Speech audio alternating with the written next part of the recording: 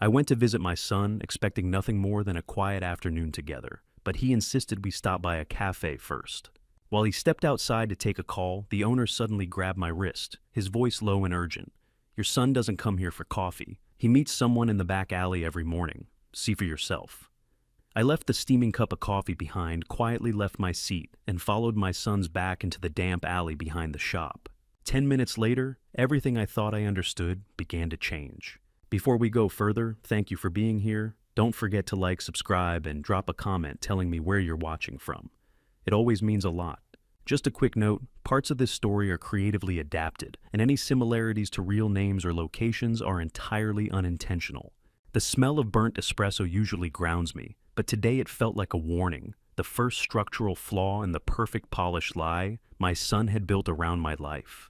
I am Desmond Sterling, a 70-year-old retired bridge inspector who spent 40 years identifying the hidden fractures that make structures fail.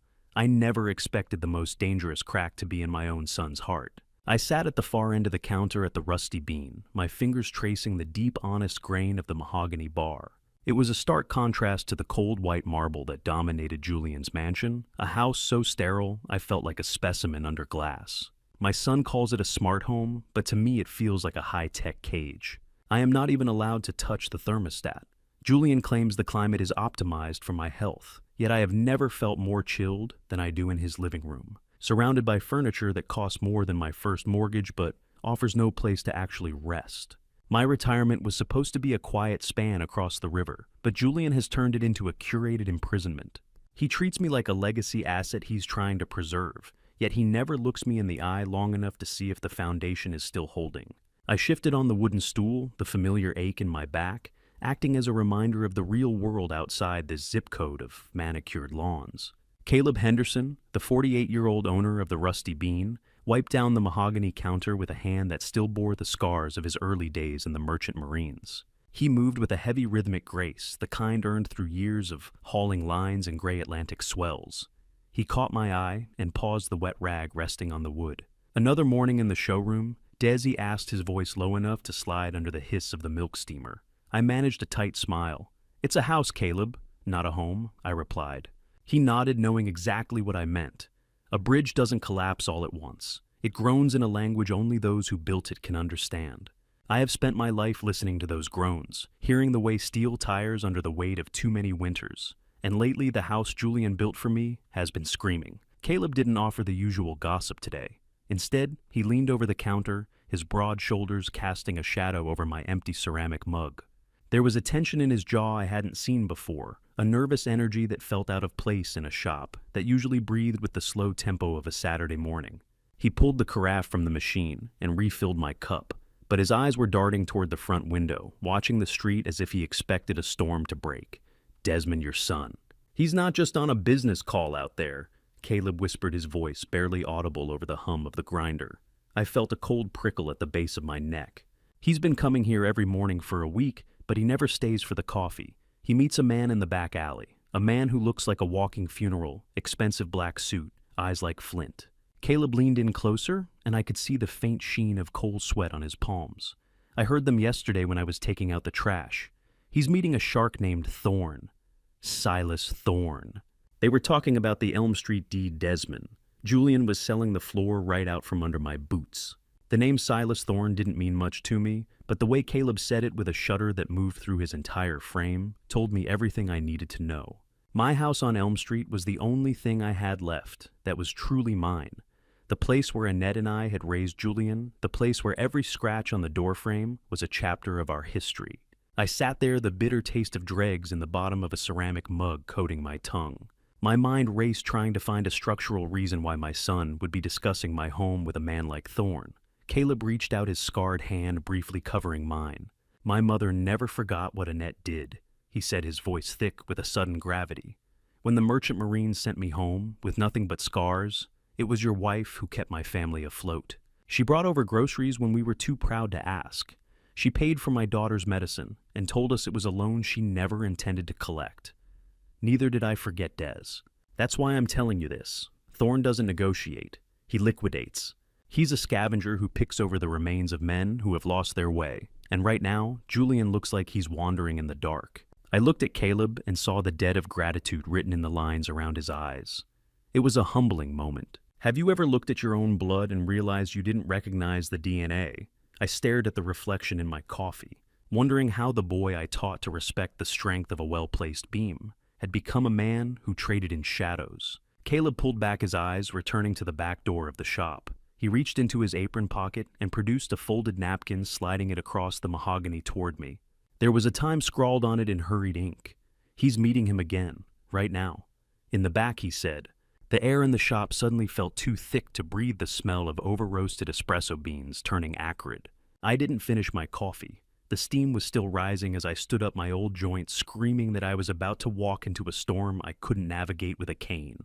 I felt the weight of my 70 years as I turned toward the exit, my heart hammering a rhythm against my ribs. I wasn't just an observer anymore. I was a man standing on a failing structure, and I had to see the crack for myself before the whole thing fell into the black water below. The damp brick of the alley felt like ice against my palms as I pressed myself into the shadows, watching the man I had raised plead with a shark in a slate-gray suit. I had stepped out of the coffee shop with the steam of my abandoned espresso still ghosting in my lungs, my old knees popping with every careful step. The transition from the warm, mahogany-scented interior of the shop to the gray gloom of the alleyway was a shock that cleared my head better than any caffeine ever could. I moved behind a row of rusted green dumpsters that smelled of wet asphalt and rotting trash, a visceral reminder of the filth that usually hides behind polished storefronts. My son Julian was standing 10 feet away, his silhouette outlined by the weak morning light. He wasn't the confident executive I saw at dinner, the one who talked about high-frequency trades and venture capital as if they were personal conquests. Here in the damp shadows, he looked like a shivering subordinate, his shoulders hunched and his hands fluttering nervously as he checked his watch for the third time in a minute. Standing across from him was Silas Thorne, 52, and dressed in a slate-gray suit that blended into the skyscraper shadows. He stood with the terrifying stillness of a man who owned the air you breathed. Thorne didn't need to shout to exert power. His silence was a heavy, suffocating thing that made Julian look smaller with every passing second. I watched as Silas Thorne leaned forward, the hum of his luxury sedan, idling at the mouth of the alley, providing a low, mechanical growl to the scene. I realize now that Julian isn't the high-flying owner of the firm he's been boasting about for years. He's just a frontman, a groomed face for Thorne's money-laundering operations. The realization hit me harder than any physical blow. My son, a man I had taught to appreciate the structural integrity of truth, was nothing more than a cosmetic veneer for a criminal. How many coats of expensive paint does it take to hide a structural crack that runs all the way to the bedrock? Julian began to speak, his voice cracking under a pressure I could feel from 20 feet away. I need more time, Silas, he pleaded, his words tumbling out in a desperate rush. My father he's stubborn. He doesn't understand the way the market moves now. Thorne didn't move an inch. Friday, Julian, he said, his voice a cold, flat blade. I don't want excuses. I want the deed to the Elm Street property. Or everyone finds out your venture is just a hollow shell. If that house isn't on my desk by the weekend, I will strip you to the bone and leave you for the collectors. Julian nodded frantically, his face pale as a ghost against the dark brickwork. Watching my son grovel brought a sharp, jagged memory back to the surface. It was only 2 weeks ago that I first arrived at the Naperville mansion, a place that felt less like a retirement home and more like a laboratory. I remembered walking through the front door, the heels of my shoes clicking against the stark white marble that looked like it belonged in a surgical wing. There were no family photos on the walls, no scuff marks from a life lived, just digital displays showing stock tickers and weather patterns. Elena Sterling, 36, and perpetually viewed through a smartphone lens, was arranging a $20 salad as if it were a museum exhibit, her eyes never leaving the screen. Smile for the camera, Desmond, she had chirped, without even looking at me, her voice as artificial as the lighting. People love the caring for the elderly aesthetic. Julian had stood beside her, boasting about the smart tech security and the automated climate control. It's about the brand, Dad, he told me, with a dismissive pat on the shoulder. You wouldn't understand the digital economy. The mansion didn't smell like a home. It smelled like a hospital waiting room, a place designed to keep the occupant comfortable while they waited for the end. I had felt like a relic being stored in a climate-controlled vault, a piece of the past that didn't fit the new shiny aesthetic of Julian's manufactured success. I snapped back to the present as the sound of a heavy car door closing echoed through the alley. Silas Thorne had entered his sedan, the tinted glass reflecting the gray Chicago sky, as the vehicle glided away with a quiet, expensive hiss.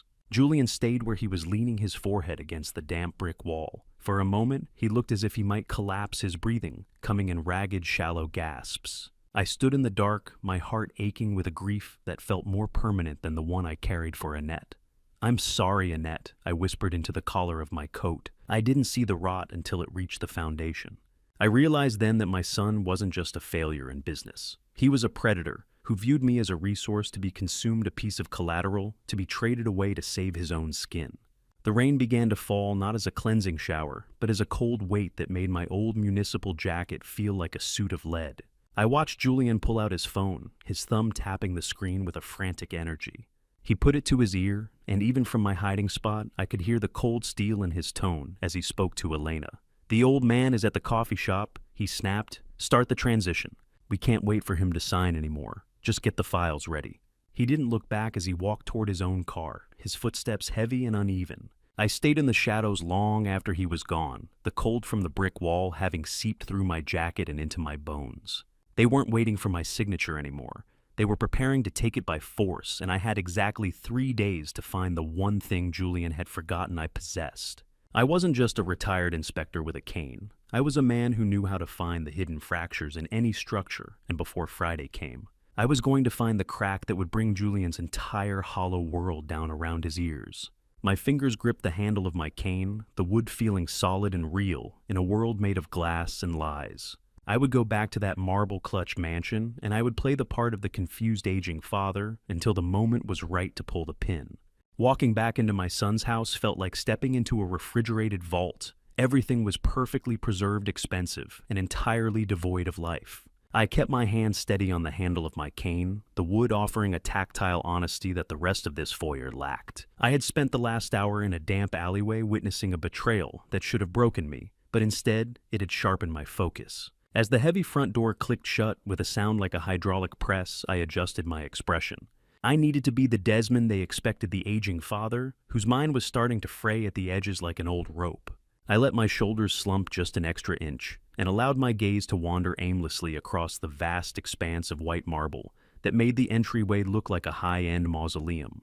I could feel the invisible eyes of the house on me. This smart home, Julian's pride and joy, was more than just a collection of thermostats and automated lights. I had recently discovered small pinhole lenses embedded in the recessed lighting internal cameras that allowed Elena to monitor my movements under the guise of elder safety. Every shuffle of my feet, every sigh was being fed into a digital cloud so they could track the speed of my decline. They weren't protecting me. They were measuring the time left until they could take my home without a fight. Elena was in the great room, bathed in the artificial glow of 3 professional-grade ring lights. She was in the middle of a curated organic photo shoot, holding a bundle of kale as if it were a religious relic. "Desmond, you look a bit lost, dear. Perfect. Stand right there in the natural light." She chirped, her voice skipping over me without an ounce of genuine concern. She didn't wait for an answer. She stepped forward, her fingers smelling of expensive unscented candles, and adjusted my collar. She wanted me to look more vulnerable, a slightly disheveled prop, to enhance the aesthetic of her selfless care. "I just went for a walk, Elena. My head... It gets a bit heavy sometimes," I murmured, trailing off into a vacant stare. She nodded distractedly, already checking her reflection in the camera lens. "Have you ever looked at a bowl of fruit and realized every piece was made of wax? That is what life in this house has become. Everything looks succulent and ripe for the world to see on a screen, but if you try to take a bite, you find only the cold, hard reality of plastic." I excused myself and shuffled toward the kitchen, making sure to drag my cane slightly across the marble floor, a sound I knew would irritate her polished sensibilities. I entered the kitchen and stood by the island, staring at the stainless steel refrigerator. It was a monolith of cold perfection, its surface devoid of the family photos, grocery lists, or magnets that usually define a home. There was no clutter here, no evidence of a life actually lived. Julian's idea of a kitchen was a laboratory for clean living, filled with artfully arranged vegetables he never touched, and juices that looked like swamp water. "A house is supposed to breathe, Annette. This place just holds its breath," I whispered to the empty air.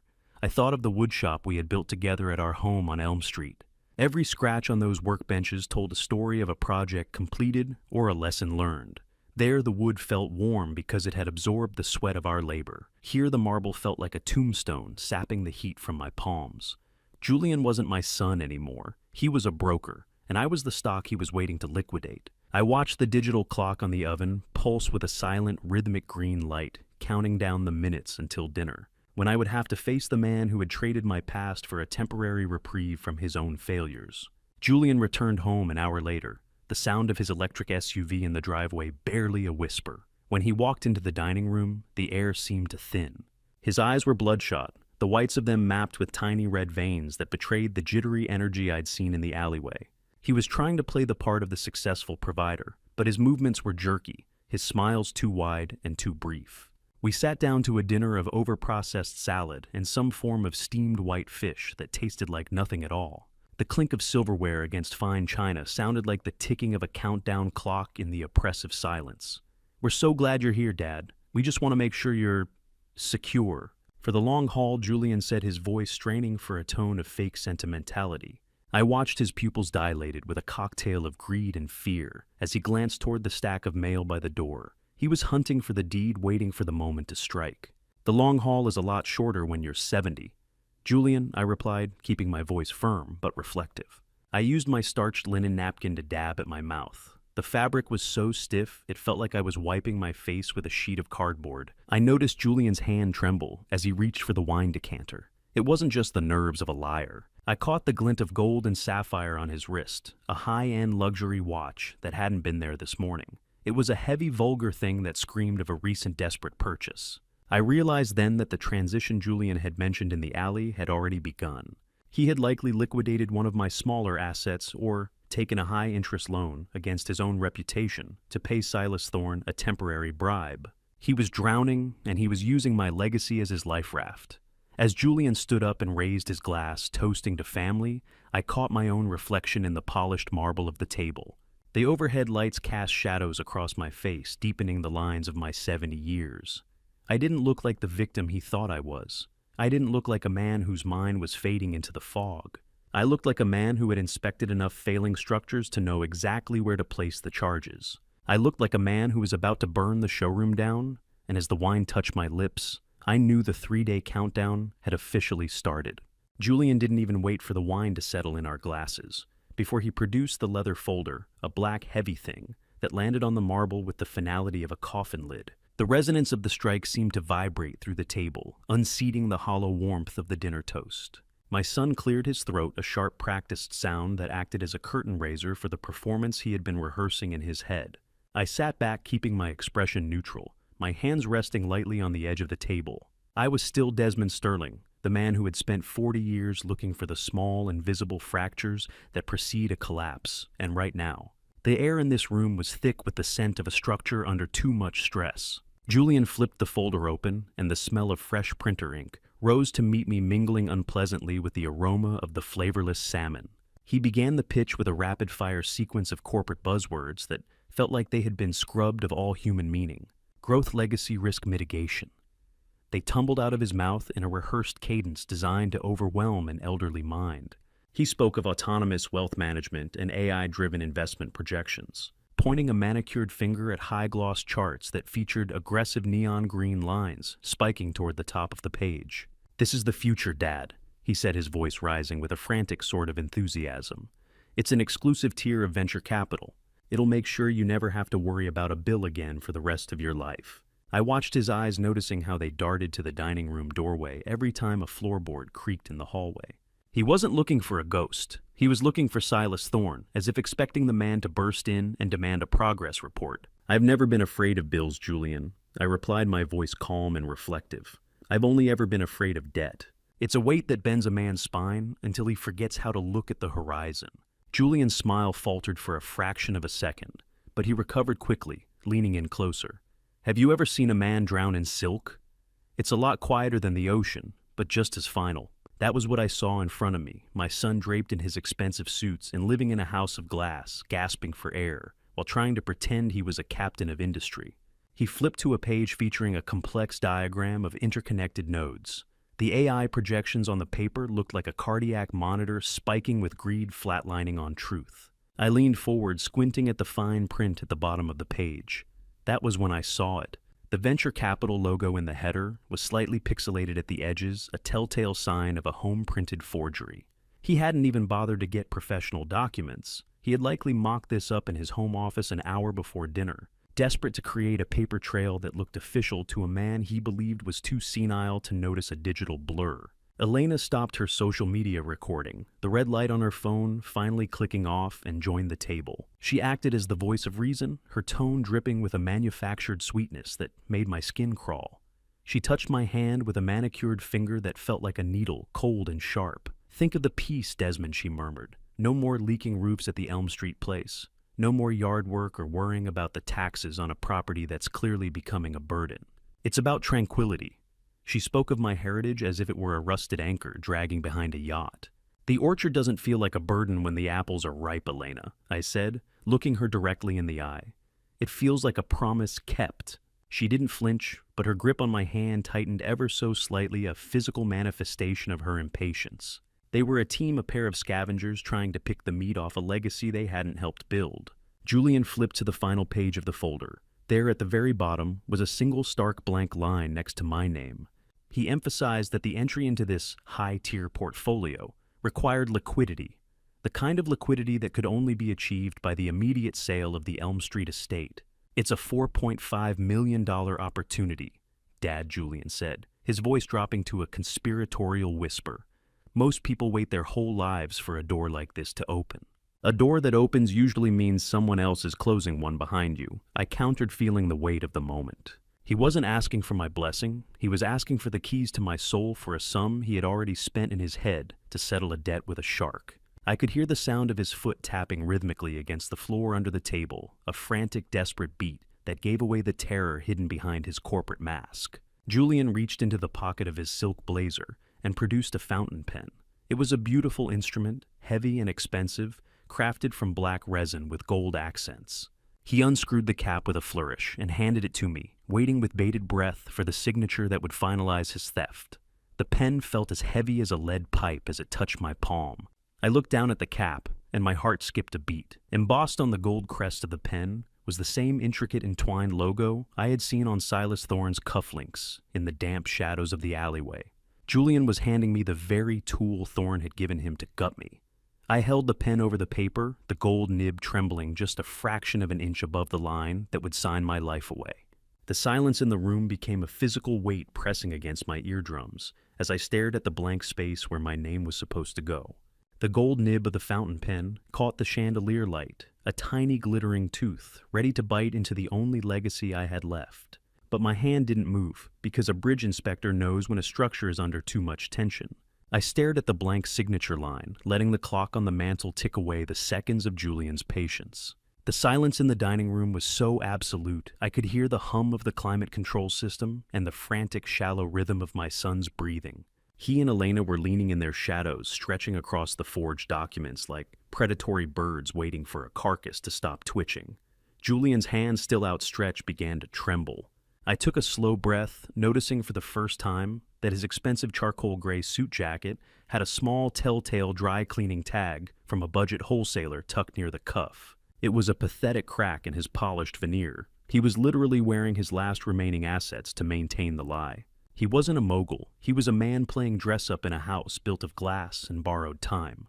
The realization didn't bring me joy, only a cold, sharp clarity. I slowly set the pen down on the marble table. The gold-crested cap made a soft final sound against the stone. "I don't sign what I don't understand, Julian," I said, my voice calm and low. "And I understand this even less than the last time we spoke." Julian's face didn't just fall, it transformed. The mottled red of suppressed rage crept up his neck, staining his skin until he looked like a man on the verge of a stroke. The composure he had spent all evening maintaining finally shattered, revealing the raw, jagged desperation underneath. "It's a simple signature, Dad. Why are you making this a federal case?" he barked, his voice cracking. Elena tried to step in her manicured fingers, reaching out to pat my hand, but I pulled away. "Desmond, please," she said, her voice having lost its honeyed social media tone. "We just want you safe. There are deadlines." Her eyes darted to the window, reflecting a fear of that Friday deadline Silas Thorne had promised in the alley. I looked at them both and saw only the hunger of people who had run out of other people's money to spend. I stood up from the table, my joints aching, but my spine straight. When did my son start looking like a man who was drowning in shallow water, I wondered. There was a time when I looked at him and saw a future I could be proud of, but that bridge had been washed away by a flood of greed I hadn't seen coming. I walked toward the library, the heels of my shoes clicking, with a deliberate steady rhythm on the marble. They followed me, Julian's breathing now, a ragged, angry sound behind me. The library was a room filled with leather-bound books no one in this house ever read, a graveyard of knowledge used as a backdrop for Elena's digital performances. Julian shoved the heavy oak door shut, the sound echoing through the sterile halls. He didn't want the staff to hear the collapse. He turned to me, his eyes wide and bloodshot. "Fine," he spat. "If you won't sign the papers, I need the watch. The vintage one. My grandfather's watch. He claimed he needed it for a legacy photo shoot, but I saw the lie before it fully left his lips. He wanted to pawn it to pay a late fee to Thorne. That watch is a tool, not a fashion statement," I said, my voice firm. I felt the cold steel band against my wrist, a weight that had guided my father through 40 years of inspections. "It stays with me." Julian let out a sound that was half laugh, half sob. "You're being selfish, Desmond. That watch is part of the Sterling brand now. It belongs to the estate." The air in the library was thick with the smell of old paper and new lies. I could see the sweat beading on his upper lip. He looked at my wrist with a longing that was almost physical, a man convinced that one more piece of my past could save his hollow future. A metaphor for his entire life, trying to use the strength of the foundation to shore up a roof that was already falling in. I didn't move. I didn't blink. I stood there like one of the stone pilings I had spent my life certifying, watching the storm break against me. Julian lunged. It wasn't the calculated move of a businessman. It was the desperate scramble of a cornered animal. For a second, the successful son disappeared entirely, leaving only a frantic man clawing at my arm. His fingers, soft and unaccustomed to labor, gripped my sleeve, trying to wrench the watch from my wrist. I felt the adrenaline of decades of manual work surge through me. I didn't hit him. I didn't have to. I simply planted my feet and pushed back with the coordinated strength of a man who knows how to move heavy loads. He stumbled back, his expensive shoes sliding on the polished floor, and fell against a shelf of unread biographies. He sat there gasping for air, his hair disheveled, and his pride in tatters. "Don't ever put your hands on me again, son." I said the words falling like lead weights into the silence. "I'm the one who taught you how to stand. Don't make me be the one to teach you how to fall." The silence wasn't empty. It was heavy, like the moments before a dam finally gives way. I looked at him and realized the bridge between us was officially out. There was no patching this fracture. I turned and walked out of the library, the sharp click of the door closing behind me, sounding like the final bolt in a coffin. I didn't look back at the man on the floor, but as I reached the shadows of the hallway, I caught a movement out of the corner of my eye. I looked back at the library door and saw the red recording light of Elena's phone vanish into the darkness. And I knew the next trap wouldn't be on paper. It would be in my own head. She hadn't been trying to stop the fight. She had been documenting it, waiting for me to show a flash of temper or a moment of physical strength she could twist into a narrative of elderly instability. They were done trying to convince me. Now they were going to try to erase me. Anger is a structural load I can no longer afford to carry. To survive this house, I have to stop being the inspector and start being the ruin. I retreated to my guest room, my heart hammering against my ribs with a frantic rhythm I had to master. As I closed the door, I realized with a jolt of cold clarity that there was no lock on it. Julian had designed this sanctuary to be entirely transparent, a place where privacy was a luxury I was no longer permitted to possess. The air in the hallway smelled of chlorine from the mansion's heated pool, a sterile chemical scent that seemed to underscore my own vulnerability. I sat on the edge of the bed in the dark, my ears straining for any sound from beyond the wood. Soon enough it came, the hushed, jagged whispers of Julian and Elena. "He is getting harder to handle, Julian," I heard Elena hiss, her voice sharp enough to cut through the silence. "We need those papers signed before the meeting." I know, Julian replied, his voice heavy with a desperation he could no longer hide. "Just let me think." Listening to them, I realized my defiance in the library had backfired. As long as I remained sharp, as long as I stood firm, like the bridges I used to inspect, they would see me as an obstacle to be dismantled. To win this war, I had to stop fighting. I laid back and stared at the ceiling, thinking of Annette. Decades ago, she had dragged me into a community theater project, laughing as she taught me how to project emotions I didn't feel. I had been a terrible actor then, a man too grounded in concrete and steel to understand the fluidity of a performance.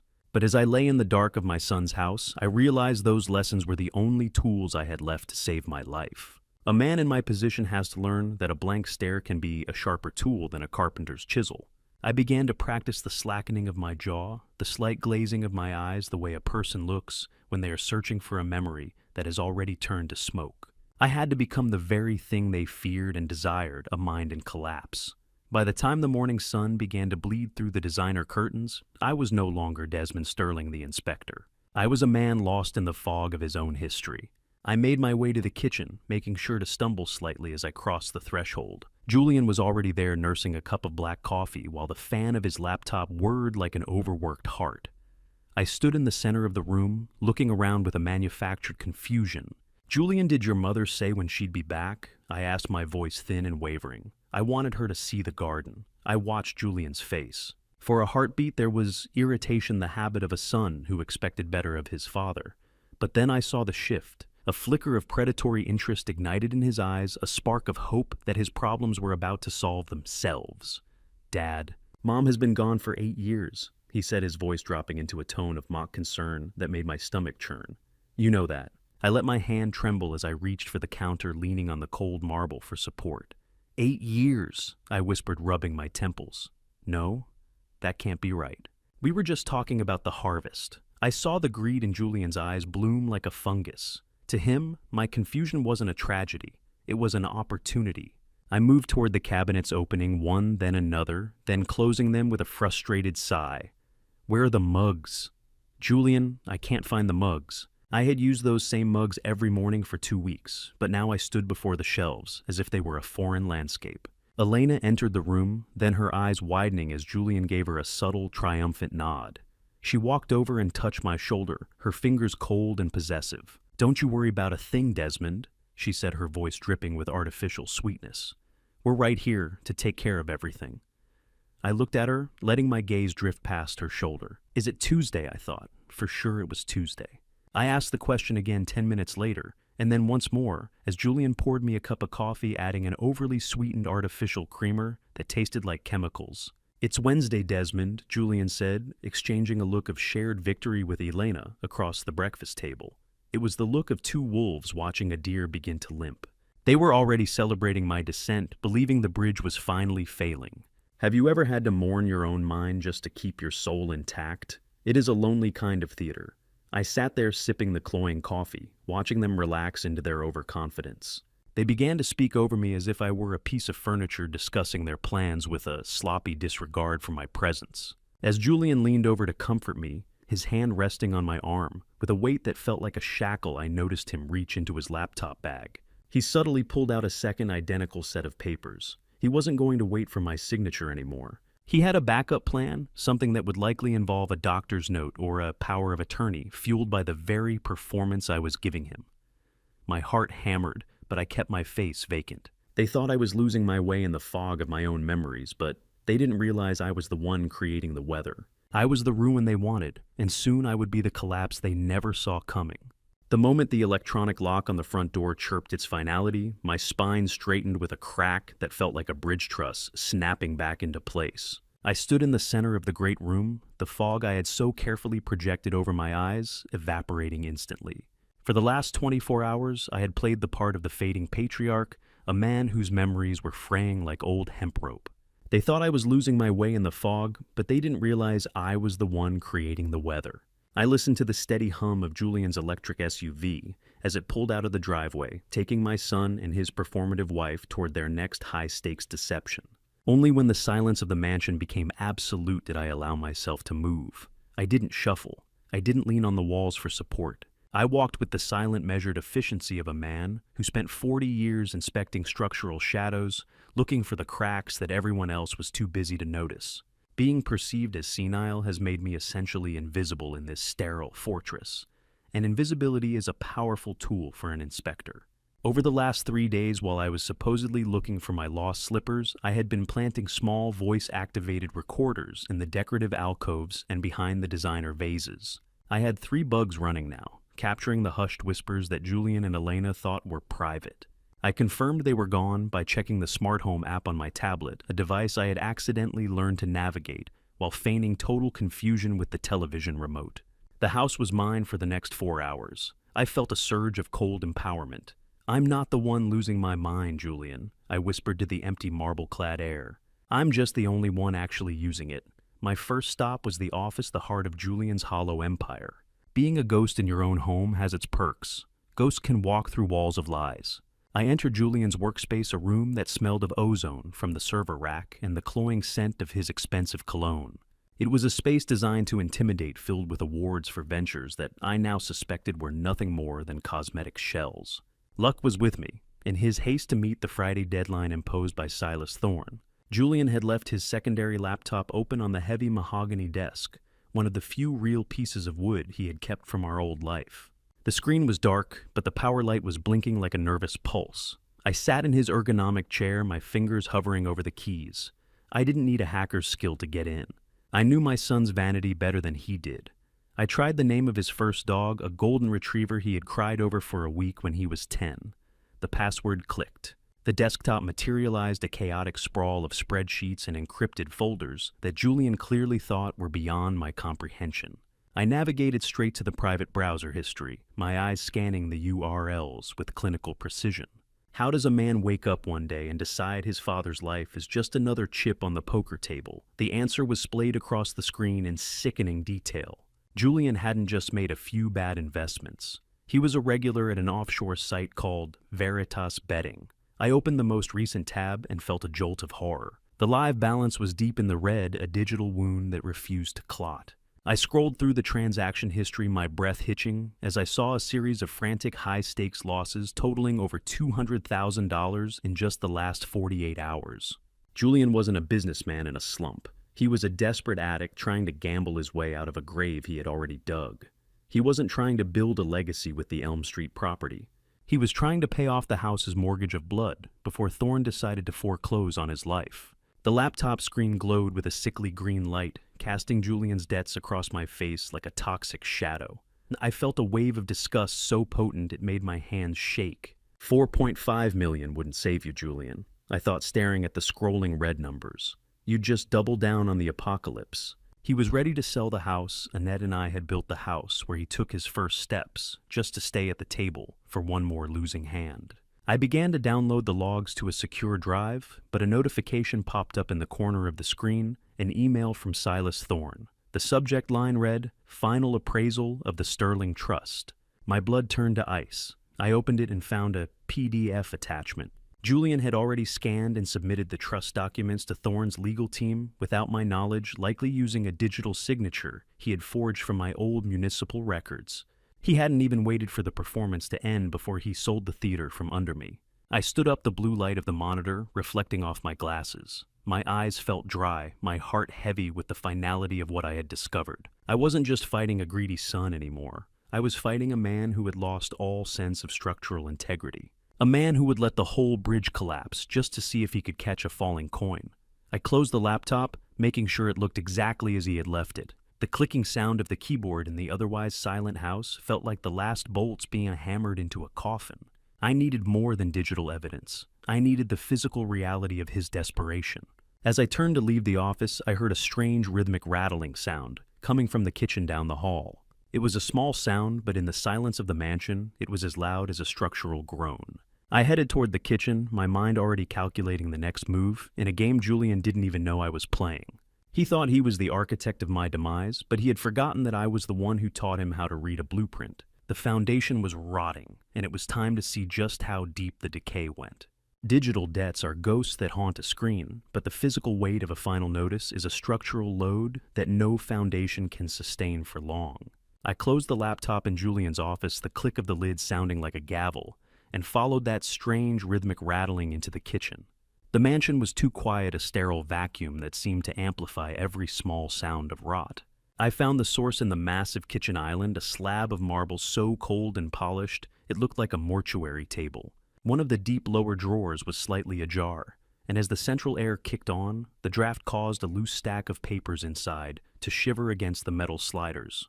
I pulled the drawer open, expecting to find menus or instruction manuals, But instead, I found the graveyard of Julian's success. Shoved to the very back, bound by thick straining rubber bands, was a massive cache of unopened envelopes. "You can polish the marble, Julian, but you can't hide the smell of a fire." I whispered, my fingers hovering over the hull. I reached in and pulled the first bundle out. This was where the truth lived, hidden in the one place an influencer lens or a high society guest would never think to look. I sat on the floor, my back against the cabinetry, and began the grim task of archaeology. A man's life can look like a skyscraper from the street, but the basement always tells you if it's going to stand through the night. The first envelope I opened was a credit card statement with a balance of $52,000, the minimum payment alone more than my monthly pension. I moved to the next, a second mortgage notice on this very mansion, 3 months past due, with a threat of foreclosure stamped in a mocking, cheerful purple. I did the math in my head with the practiced precision of an inspector. The interest penalties alone were eating Julian alive, a geometric progression of failure that he was trying to outrun with a limp. Then I found the heavy hitter, a demand from a private lending group for $850,000. $850,000. That's not a loan, that's a ransom. My son wasn't just struggling, he was being liquidated by inches. I felt a cold sweat break across my brow as I realized the scale of the collapse. He had built a life on the edge of a cliff and was now trying to use me as the anchor to stop his fall. How much does a soul cost these days? In Julian's world, it seemed to be exactly $850,000. I dug deeper into the stack, my hands shaking as I found a glossy brochure tucked between 2 past-due utility bills. It was for Shady Oaks Assisted Living.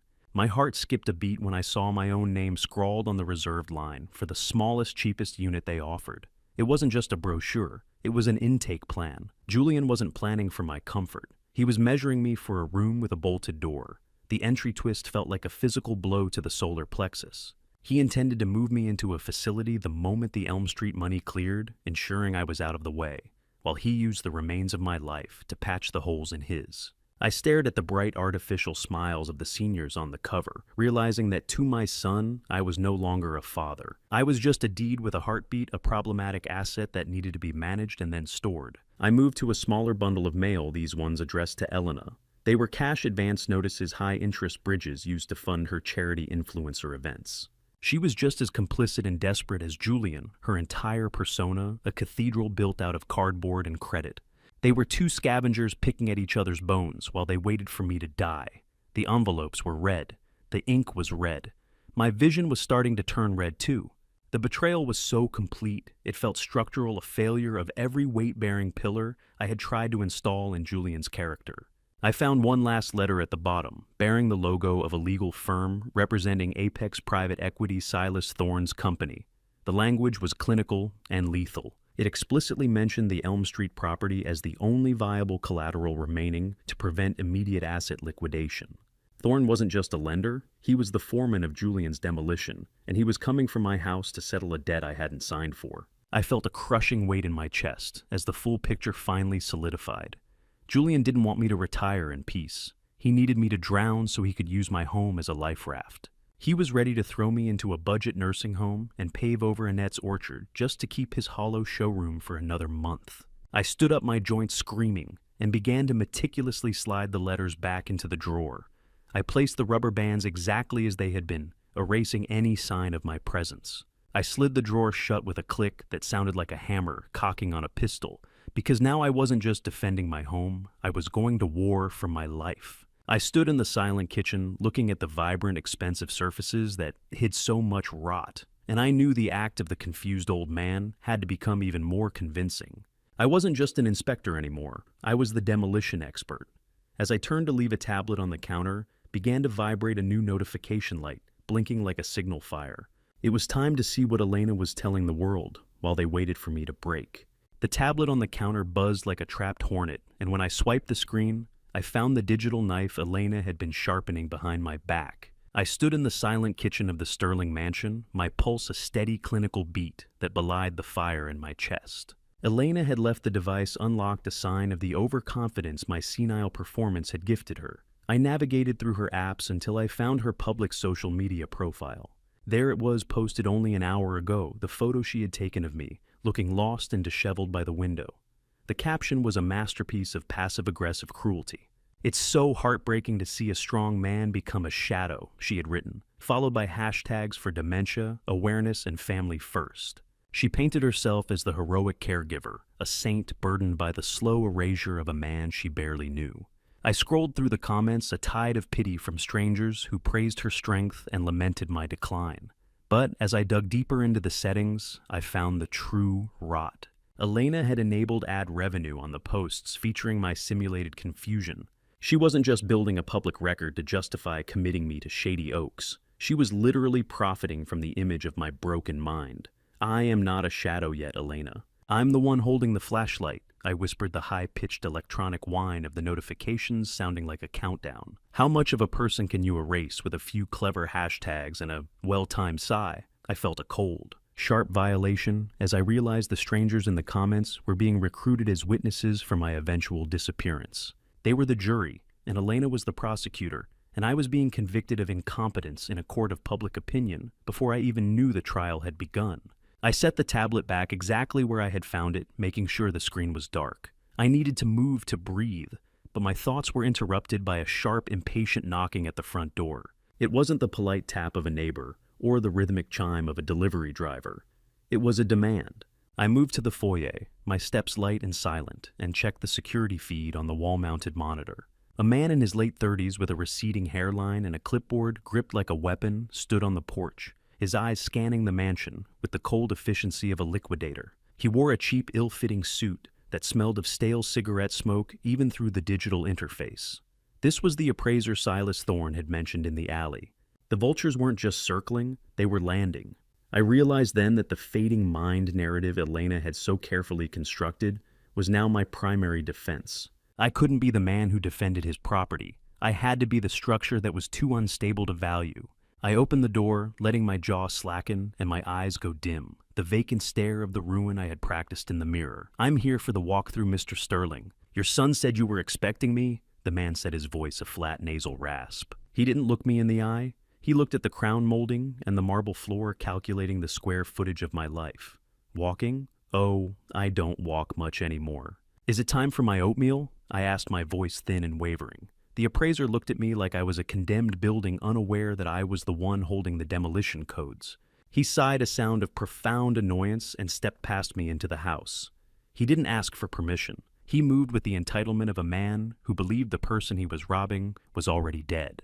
I led him into the great room, but instead of showing him the vaulted ceilings, I began to lead him in circles. I pointed at the floor and told him about the gophers that had invaded the root cellar in '92. "Sir, please just show me the basement access." He snapped his pen, hovering over a form labeled Asset Liquidation. "Basement. We don't have a basement, young man. We have a root cellar, but the gophers took it. Or was it the tax man? I can't remember which one has the sharper teeth," I rambled, watching his frustration mount. Every time he tried to take a measurement, I was in his way, asking him if he had seen my lost slippers, or if he knew where Annette had hidden the good silver. He looked at me with a mixture of pity and contempt, the exact reaction I needed. He wanted the keys to the house. I gave him a tour of a graveyard. While he was distracted by a digital thermostat, he couldn't figure out I accidentally spilled a pitcher of ice water I had been carrying. The cold liquid soaked through his papers, turning his asset lists into a blurred, dripping mess. He let out a strangled curse, shaking the wet clipboard as if it were a wounded animal. I stood there rubbing my temples and looking like I was on the verge of tears, apologizing for my clumsiness. "I'm so sorry, the floors are so slippery today. Have you seen my keys? I think I put them in the trash." The appraiser had reached his limit. He looked at the waterlogged forms and the old man who couldn't remember what day it was, and he gave up. He turned on his heel, his heavy boots echoing on the hollow marble floors with a sound of angry finality. He didn't even say goodbye. As he reached his car, I watched him pull out his phone, his thumb stabbing at the screen with a desperate, jittery motion. Even from the porch, the air was still enough for me to catch the sharp, jagged edge of his voice as he barked into the receiver. "The old man is completely gone. The house is a mess of confusion." He didn't realize that my confusion was the only solid thing in the room. He drove away the gravel spraying from his tires, and I felt a surge of grim triumph. I had won the battle, but as I turned back to the foyer, I saw something that chilled my victory. A small high-tech GPS tracker had fallen from under his clipboard, its red light blinking with a persistent mechanical pulse on the white marble. Thorne wasn't just appraising the house. He was mapping the internal layout, tracing the very veins of the mansion for a forced entry. I watched him drive away, but the tracking light on the floor told me the house wasn't empty anymore. Thorne was already inside the wires. Midnight in the Sterling mansion doesn't sound like sleep. It sounds like the high-pitched hum of a server rack and the rhythmic predatory pacing of a son waiting for his father to disappear. I sat in the pitch-black silence of the guest bathroom, the only space in this sprawling mausoleum where I was certain the internal cameras couldn't see my face. My breath came in steady, measured draws. I had watched the appraiser drive away earlier, leaving behind a blinking GPS tracker that proved Silas Thorne was already mapping the internal veins of the house. I wasn't just a guest anymore. I was an obstacle in a demolition zone. I reached out and turned the shower dial until a heavy roar of hot water filled the small room. The scent of chlorine and rising steam creating a layer of white noise to baffle the smart home microphones. In the fog, I pulled out my tablet, my fingers moving with a precision that would have shocked Julian. I initiated the encrypted call to Sonia Prescott, 68, and possessing a voice that could silence a courtroom, who looked at me through her reading glasses with the intensity of a hawk even through the digital grain of the screen. I met her years ago when I was a lead inspector, and she was the most feared land use attorney in the state. Sonia, they aren't just circling the house anymore, I whispered, leaning close to the tablet's mic. They're mapping the exits. An appraiser was here today. I found a tracker. Sonia didn't flinch, her expression remaining as ironclad as a bridge piling. Desmond, if you don't sign those papers, they'll find a way to make it look like you did, she warned. My sources tell me Julian has already contacted a notary, a cousin of Elena's, to illegally verify a forged signature tomorrow morning. He's bypassing you entirely. You need to find the physical evidence of that forgery before it reaches the county recorder. Check his office safe. The steam from the shower rose like a ghost in the mirror, a reminder that I was already dead to the people in the next room. I ended the call and sat for a moment as the water continued to beat against the tiles. The entry twist Sonia had delivered sat like a stone in my gut. They weren't waiting for my signatures or my permission. They were simply going to manufacture a reality where I no longer had a say in my own life. I turned off the water, wiped the screen of my tablet, and listened. From the master suite down the hall, I could hear the distant rhythmic snoring of Julian, a sound that used to represent safety and family, but now sounded like the heavy breathing of a predator at rest. I dressed in dark, soft cotton and reached into my luggage for the small black kit I had kept hidden in the lining. It contained a blue-white inspection flashlight and a set of professional lockpicks from my days on the municipal board. I crept into the hallway, avoiding the pressure-sensitive floorboards near the master suite, with the practiced stealth of a man who knows exactly how a structure groans under a load. The mansion felt different at night, the shadows longer and sharper, the air clinical and cold. When I reached Julian's home office, I found a new hurdle, a sleek biometric lock glowing with a faint mocking blue light. He had upgraded the security since I arrived. You forgot I was the one who taught you that. Shortcuts always lead to a collapse, Julian, I thought. He had focused on the door, but he had forgotten the bones of the house. When does a son stop being a legacy and start being a liability? I looked up at the ceiling, where the ventilation duct offered a structural flaw he had overlooked in his rush for high-tech veneers. I moved a designer chair, climbed with a silent effort that made my old muscles scream, and slid into the crawl space. I emerged inside the office, the room smelling of ozone and expensive leather. I ignored the laptop and went straight for the floor safe hidden beneath the mahogany desk. My hands were steady as I worked the tumblers, the cold, clinical click of the mechanism of familiar language. When the door swung open, I didn't find stacks of cash. I found a manila folder. Inside was a power of attorney document with my own name at the bottom. I stared at the signature. It was a masterpiece of mimicry, capturing the exact tremor of an old man's hand. Beside it lay a practice sheet where Julian had scribbled Desmond Sterling dozens of times, pressing so hard with the pen that the paper was embossed with his desperation. You even practiced the shakiness, I whispered, the blue-white beam of my light cutting through the gloom. You really wanted me to look frail on paper, didn't you? The investment talk at dinner had been a theater, a distraction to keep me looking at the wrong hand, while the real theft was being finalized in the dark. He didn't just want my house. He wanted my pulse to stop. Beneath the forgery, my light caught the edge of a second folder. I pulled it out, my fingers trembling for real this time. It was a life insurance policy Julian had taken out on me 6 months ago. I flipped to the final page and felt a void open up beneath my feet. There was a double indemnity clause for accidental death, A structural failure of the heart, perhaps, or a fall down the grand marble staircase that Julian was so proud of. The realization was a short, sharp shock that redefined the stakes. This wasn't just a financial liquidation, it was a biological one. I stared at the insurance policy and the forged signature, realizing that my son hadn't just built a cage for my mind, he'd been measuring me for a coffin. I photographed every page with my tablet, my movements cold and clinical now. I was no longer a father looking for a way to save his son. I was an inspector who had found a terminal fracture in the main support. The bridge was going to fall, and I had to make sure I wasn't on it when it went down. I slid the folders back, locked the safe, and retreated through the vent, leaving the office exactly as I had found it. As I climbed back into the guest bathroom, the first light of dawn was beginning to gray the edges of the world. I had exactly 12 hours before the notary arrived, and I knew the only person who could help me now was the one man who still knew how to hunt the sharks that swam in these deep, dark waters. The morning mist in Riverwalk Park tasted like cold iron, a fitting flavor for a man who had just realized his own flesh and blood was betting on his heartbeat to stop. I had left the Sterling mansion before the sun could touch the glass, moving like a shadow through the silent rooms. The discovery of that life insurance policy felt like a terminal diagnosis for my son's morality. I walked toward the far side of the park, my steps firm and intentional. I wasn't just an aging father anymore. I was a man who had identified the fatal flaw in Julian's plan and decided to trigger a controlled demolition of his lies before the roof could collapse on my head. I arrived at the Rusty Bean while the street was still waking up. Caleb Henderson was already there, flipping the metallic clang of the closed sign to open as I approached. He looked at me, and whatever he saw in my face made him pull me inside and lock the door behind us. We sat at the back corner table, away from the windows.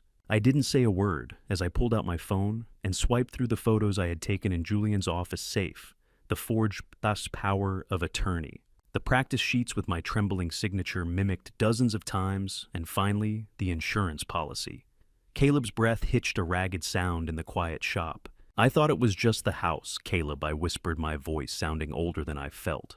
But he's measuring the depth of the grave. Caleb's hands trembled with a visible white-knuckled rage as he leaned over the screen. Thorne doesn't leave loose ends. Desmond, he said, his voice a low, dangerous rumble. He leaves settlements. I've been recording his visits here for weeks, keeping a log of the people he meets in the back. He has a history of liquidating families right after policies like this are enacted. It's his signature move, his way of ensuring the debt is collected one way or another. Information is like water. It always finds the cracks in the basement eventually. I realized that my son hadn't just made a mistake. He had entered into a contract with a man who viewed human life as an amortized asset. Caleb looked at me, his eyes full of a grim sympathy. "We can't stay here, Des. My mother needs to see you. She's been asking, and after seeing this, she's the only one left who knows the whole story of what your Annette was doing when Thorne first came to town." We left the shop and drove in silence to the Sunnyvale nursing home.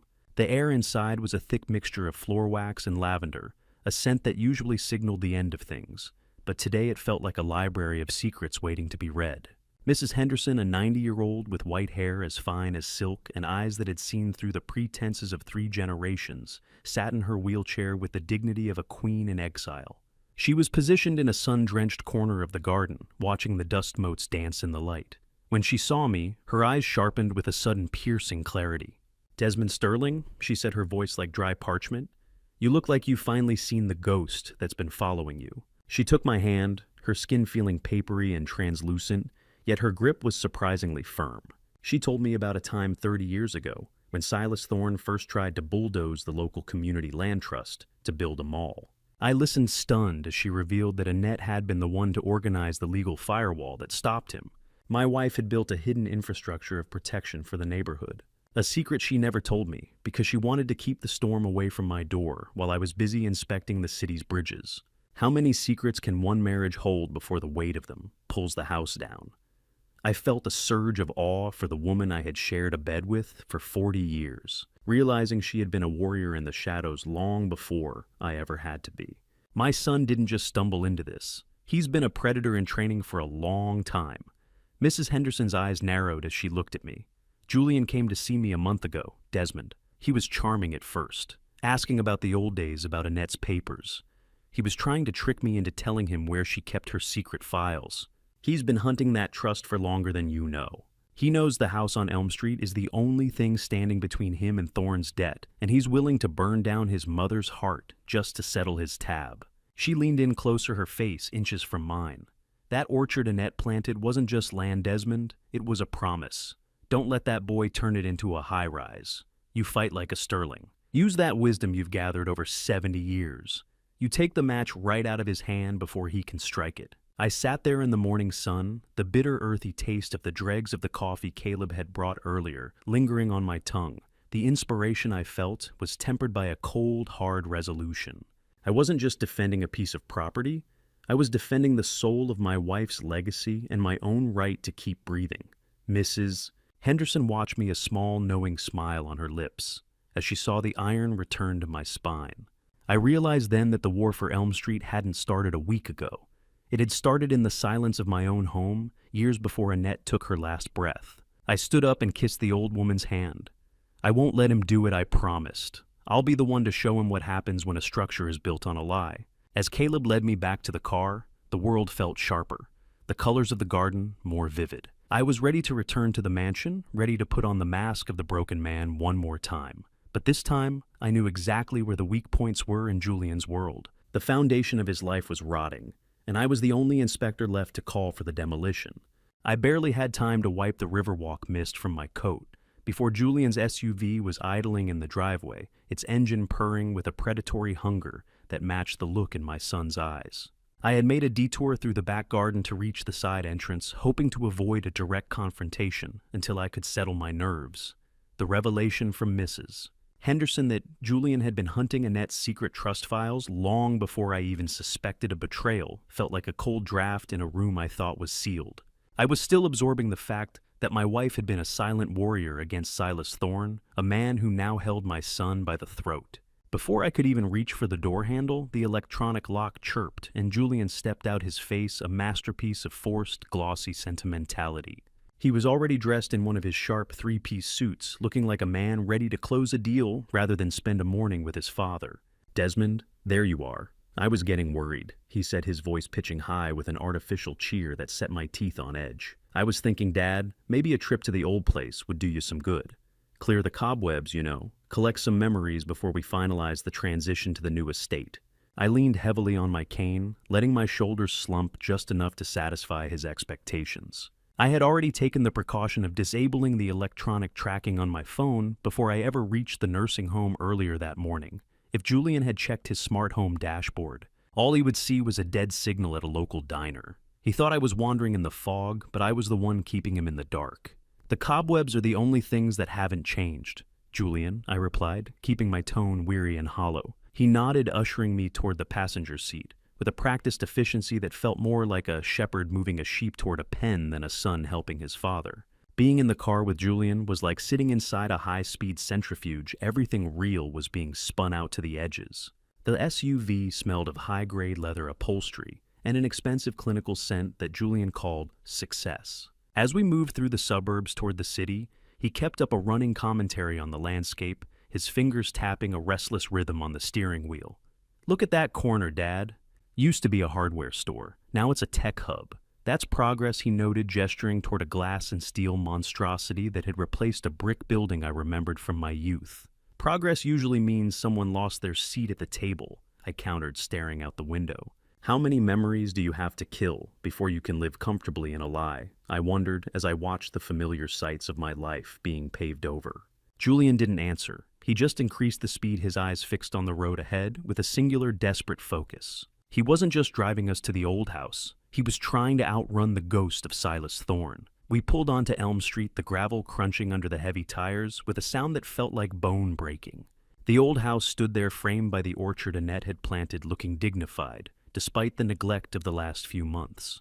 The air inside was still and smelled of lemon polish and a heavy, suffocating sense of history.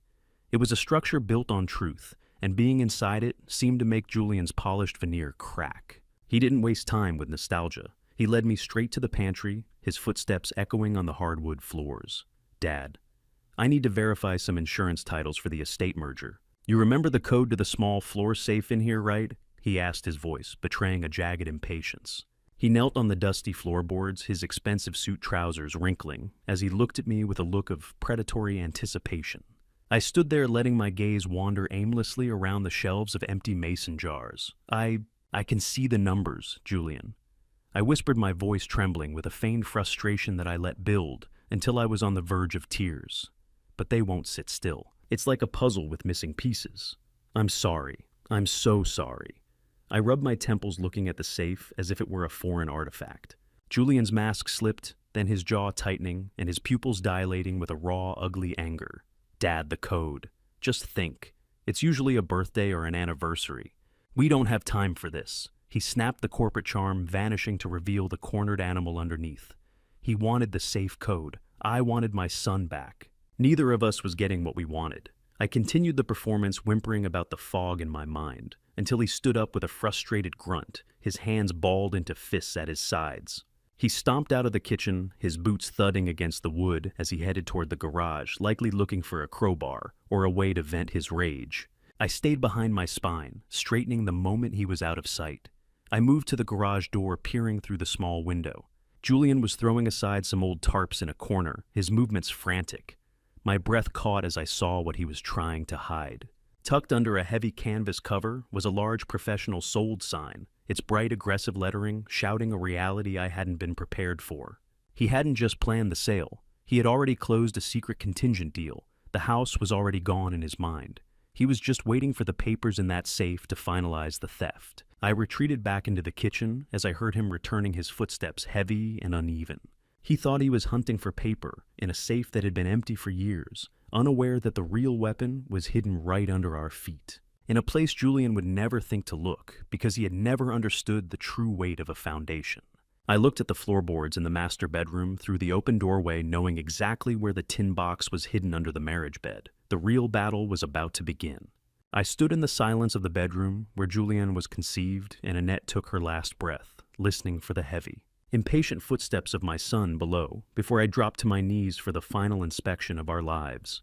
The air in this room was thick with the scent of cedar and the slow, inevitable creep of dry rot, a reminder that even the strongest structures eventually yield to time. Julian was still in the kitchen, likely cursing the empty floor safe that had been nothing but a diversion for the last 10 years. I moved toward the bed, my old joints groaning in sympathy with the floorboards.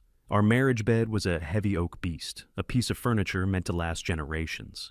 I reached under the frame, my fingers searching for the specific floorboard Annette had pointed out during those final lucid weeks when she was setting the legal firewall for our family's future. My calloused fingertips caught on a slight protrusion. With a grunt of effort, I pried the board loose. There, it was a battered tin box. The metallic rasp as I slid it across the floor sounded like a scream in the quiet room. I wiped away a fine layer of dust and time, my heart hammering against my ribs. Inside, tucked beneath a stack of her grandmother's old yellowed recipe cards, lay a manila folder labeled Heritage Trust. The parchment felt thick and ancient against my skin, but the ink was bold. The words, Irrevocable and Community Land Trust, shone like gold in the dim light of the bedroom.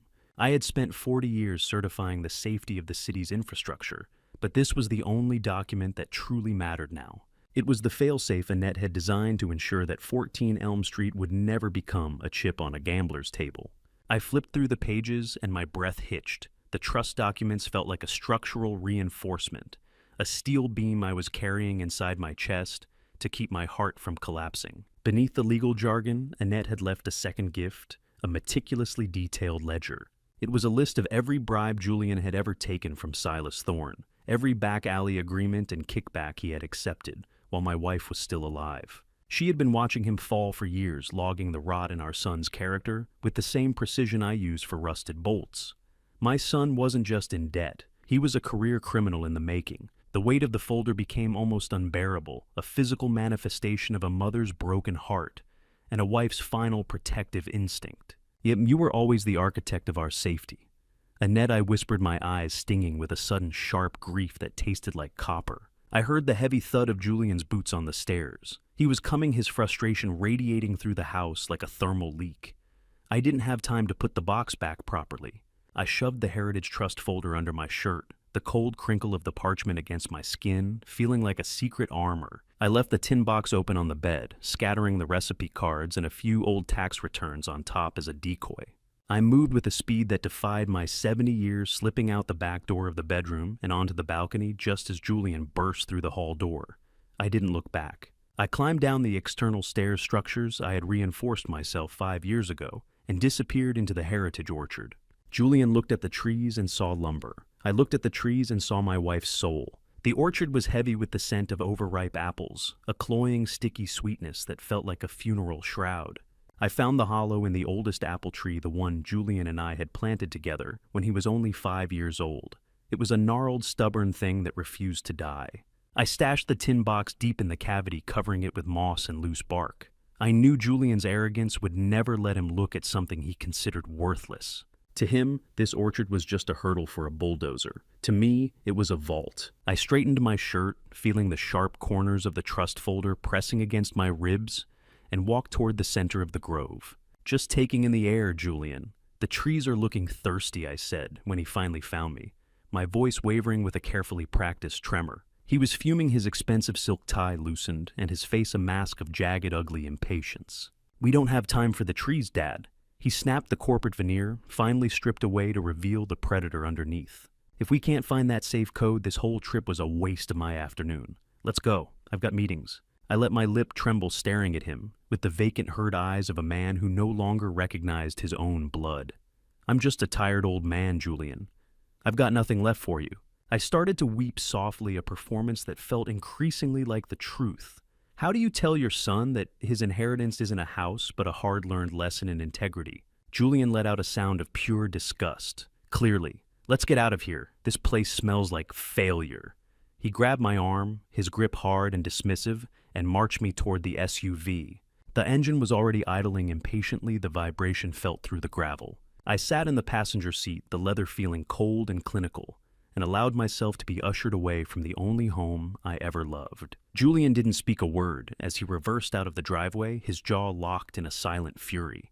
He thought he was leaving empty-handed, unaware that the documents that would eventually destroy his hollow world were currently pressed against his father's heart. As we pulled away from the curb, I looked in the rearview mirror. A black sedan with tinted windows was parked half a block down, its engine off, but its presence unmistakable. As soon as Julian turned the corner, the sedan pulled out, keeping a disciplined distance behind us. I realized then that Silas Thorne wasn't just Julian's shadow anymore. He was becoming mine. The trust documents under my shirt felt like a ticking clock, a countdown to a confrontation that I could no longer avoid.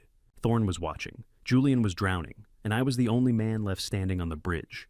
The cool evening air of the mansion garden should have been a relief. But the paper against my ribs felt like a live wire, a charge from the past that was about to blow Julian's high-rise dreams to pieces. I had arrived back at the Sterling estate with the stifling silence inside the SUV still ringing in my ears. The weight of the Heritage Trust documents beneath my shirt, making every breath feel like a tactical maneuver. Julian had barely acknowledged me as we pulled into the driveway, his hands white-knuckled on the steering wheel. He was drowning in his own desperation, oblivious to the fact that I was carrying the very anchor that would either save our family's honor or drag his house of cards into the abyss. I moved with a practiced, weary shuffle toward the side gate, feigning a need for fresh air to settle my nerves. Once I was deep enough in the manicured greenery, I veered away from the paved paths, heading for the far corner of the garden, where a thicket of overgrown hedges offered a sanctuary from the prying electronic eyes of the mansion's smart cameras. I pulled out my phone, my fingers steady despite the chill. I needed validation. I needed to know that the steel I was carrying was real. I dialed the encrypted line for Sonia Prescott, and she picked up on the second ring. "Sonia, tell me this is real," I whispered, my voice barely a thread in the wind. "Tell me Annette did what I think she did." I began to read the specific clauses from the documents I had retrieved from under our marriage bed, my heart hammering a rhythm that only an inspector knows the sound of a structure finally making sense. Sonia's voice sharpened into a blade on the other end of the line. "It's ironclad, Desmond," she confirmed. "The trust was registered nearly a decade ago. It effectively makes Julian a trespasser on his own inheritance. The house at 14 Elm Street is no longer his to sell. It hasn't been for 8 years. A wave of relief washed over me, so potent I had to lean against a stone bird bath for support. The trust wasn't just a document, It was a bridge Annette built over a river of greed she knew was coming. My wife had seen the cracks in our son before I ever dared to look at them. While still on the phone with Sonia, I caught a movement through the glass terrace doors of the great room. Elena was there, bathed in the harsh artificial glow of her professional ring lights. She was staging a charity donation photo shoot. Surrounded by empty designer boxes and a handful of hired volunteers, she was directing with the cold, rhythmic efficiency of a drill sergeant. "Hold the box higher. I need the light to hit the logo," I heard her muffled command. "Authentic empathy, people. Let's go." I watched the performance with a mounting sense of contempt. "She was building a cathedral out of cardboard, Sonia," I murmured into the phone. The contrast was staggering. Elena was selling a lie of generosity to thousands of strangers, while I held the truth of a real community legacy in my hands.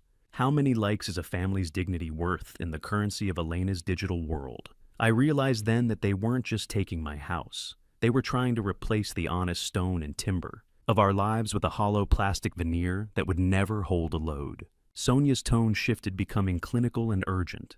"Desmond, there's something else. My sources indicate Julian has likely already promised that title to Silas Thorne as collateral for his gambling debts. If he signs a deed now, even a fraudulent one, the land trust will sue, but the property could be tied up in litigation for years. Thorne will bleed the estate dry while the lawyers argue." I felt the poison pill clause I had just read under the bed frame burn in my mind. If any heir attempts to commit the other parent to an institution, their entire remaining inheritance is immediately forfeited to the state. Annette had seen everything. "I don't want a court case, Sonia," I said, my voice hardening into the firm resolve of an inspector calling for an emergency demolition. "I want a reckoning." "Then you have to sign Desmond," she replied. "You have to lead them into the right room. You have to sign the wrong paper in the right place to trigger the federal trap." I understood. I wasn't going to block the sale. I was going to let Julian and Thorne walk right onto the bridge before I pulled the pins. The card tower was wobbling. I just needed to breathe on it. I looked back toward the terrace glass, the rhythmic click flash of Elena's camera reflecting off the panes like a low-frequency warning. I adjusted the folder against my skin, the sharp edges of the manila parchment, a constant reminder of the stakes. I was about to walk into a den of vipers, and for the first time in my life, I wasn't afraid of the bite. I had the blueprints for their destruction. I was about to hang up when I caught a flicker of movement in the reflection of the terrace glass. My breath hitched. Above the terrace on the master balcony, a figure was standing in the shadows. It was Julian. He was looking down into the garden, his silhouette framed by the cold overhead glare of the security lights. He wasn't moving. He was staring directly toward the thicket where I was hiding. The suspicion on his face was a physical weight, intense and frozen. I looked up and met Julian's gaze. His shadow stretched across the lawn like a stain, and for the first time he wasn't looking at a senile old man. He was looking at an enemy. The static, heavy hum of the phone line was the only sound in the sudden, terrifying silence of the garden. He knew I was hiding something. The inspection was over, and the collapse was beginning. Julian's stare from the balcony didn't just feel cold. It felt like a structural stress test, a silent demand to know exactly how much of the bridge I was still holding up. I quickly tucked the tablet away, the metal edges biting into my hip, and forced my spine to curve into the familiar, defeated arch of a man whose mind was supposed to be drifting. I shuffled back into the house, deliberately letting my feet drag across the stone tiles as I passed beneath him. My heart was a hammer in my chest, yet I kept my face as blank as a fresh pour of concrete. As I crossed the threshold into the hallway, Julian was already there, having descended the stairs, with a predatory speed that set my teeth on edge. "Who are you talking to out there?" "Dad!" I saw the glow of a screen, he said, his voice dripping with a new, sharper edge of suspicion that I hadn't heard before. I stopped blinking slowly, letting my eyes glaze over, as if searching for a thought that had already dissolved. "Just looking for the evening stars, Julian. Has Mr. Henderson brought over the mail?" Yet I asked, my voice thin and wavering. Julian's jaw tightened, his eyes scanning me for any sign of a fracture in my performance. "Mr. Henderson has been dead for 5 years, Dad. Go to bed." I let out a long, weary sigh and nodded, playing the part of the confused father, until I was safely behind my bedroom door. I sat on the edge of the bed in the dark, waiting for the house to go silent. I realized then that Julian didn't just see me in the garden. He had installed a high-frequency motion sensor that I had tripped, revealing that my supposed blind spots were no longer safe. The mask was getting heavy, but Julian's conscience was non-existent. I had to move deeper into the structure of his lies if I wanted to survive. Late that night, long after the rhythmic silence of the mansion had settled, I pulled out the tablet. I used my technical knowledge to access an old encrypted cloud backup. Julian had long forgotten one synced from his college laptop years ago. He was sloppy back then, leaving breadcrumbs of his greed that he thought time had buried. I bypassed the security using the date of Annette's first surgery as the key. It was the only date that had ever truly broken us, and I knew Julian would use it not out of love, but because it was a moment of profound weakness he could never forget. The screen flickered to life, revealing a hidden folder titled Emergency Reserves. Data is the one thing in this world that never forgets a sin, and Julian had left a digital bloodbath. I began to scroll through banking records from 8 years ago during the height of Annette's cancer battle. My eyes burned from the blue light, but I couldn't stop. I found the ledger for the Annette Sterling Medical Trust, the fund we had built to ensure she had access to the best specialists in the country. I remember the day the hospital told us the fund was empty, forcing me to take out the second mortgage that Julian was now trying to leverage into a high-rise. I had always blamed the rising cost of healthcare, but the digital ledger told a much darker story. Julian had been siphoning thousands of dollars from that fund to cover his first failed venture capital bets. He had literally stolen the money intended for his mother's life-saving treatments, watching her fade while he tried to play the market with her survival. The cold rage I felt before turned into a singular lethal resolve. He hadn't just failed us. He had preyed on her while she was at her most vulnerable. Let me tell you something about structural failure. It always starts at the point of greatest greed. What would you do if you realized the person you loved most had been murdered by inches by the person you gave life to? I stared at the red withdrawal columns, each one representing a day of pain Annette had to endure because the money for her comfort was being gambled away in a Chicago high-rise.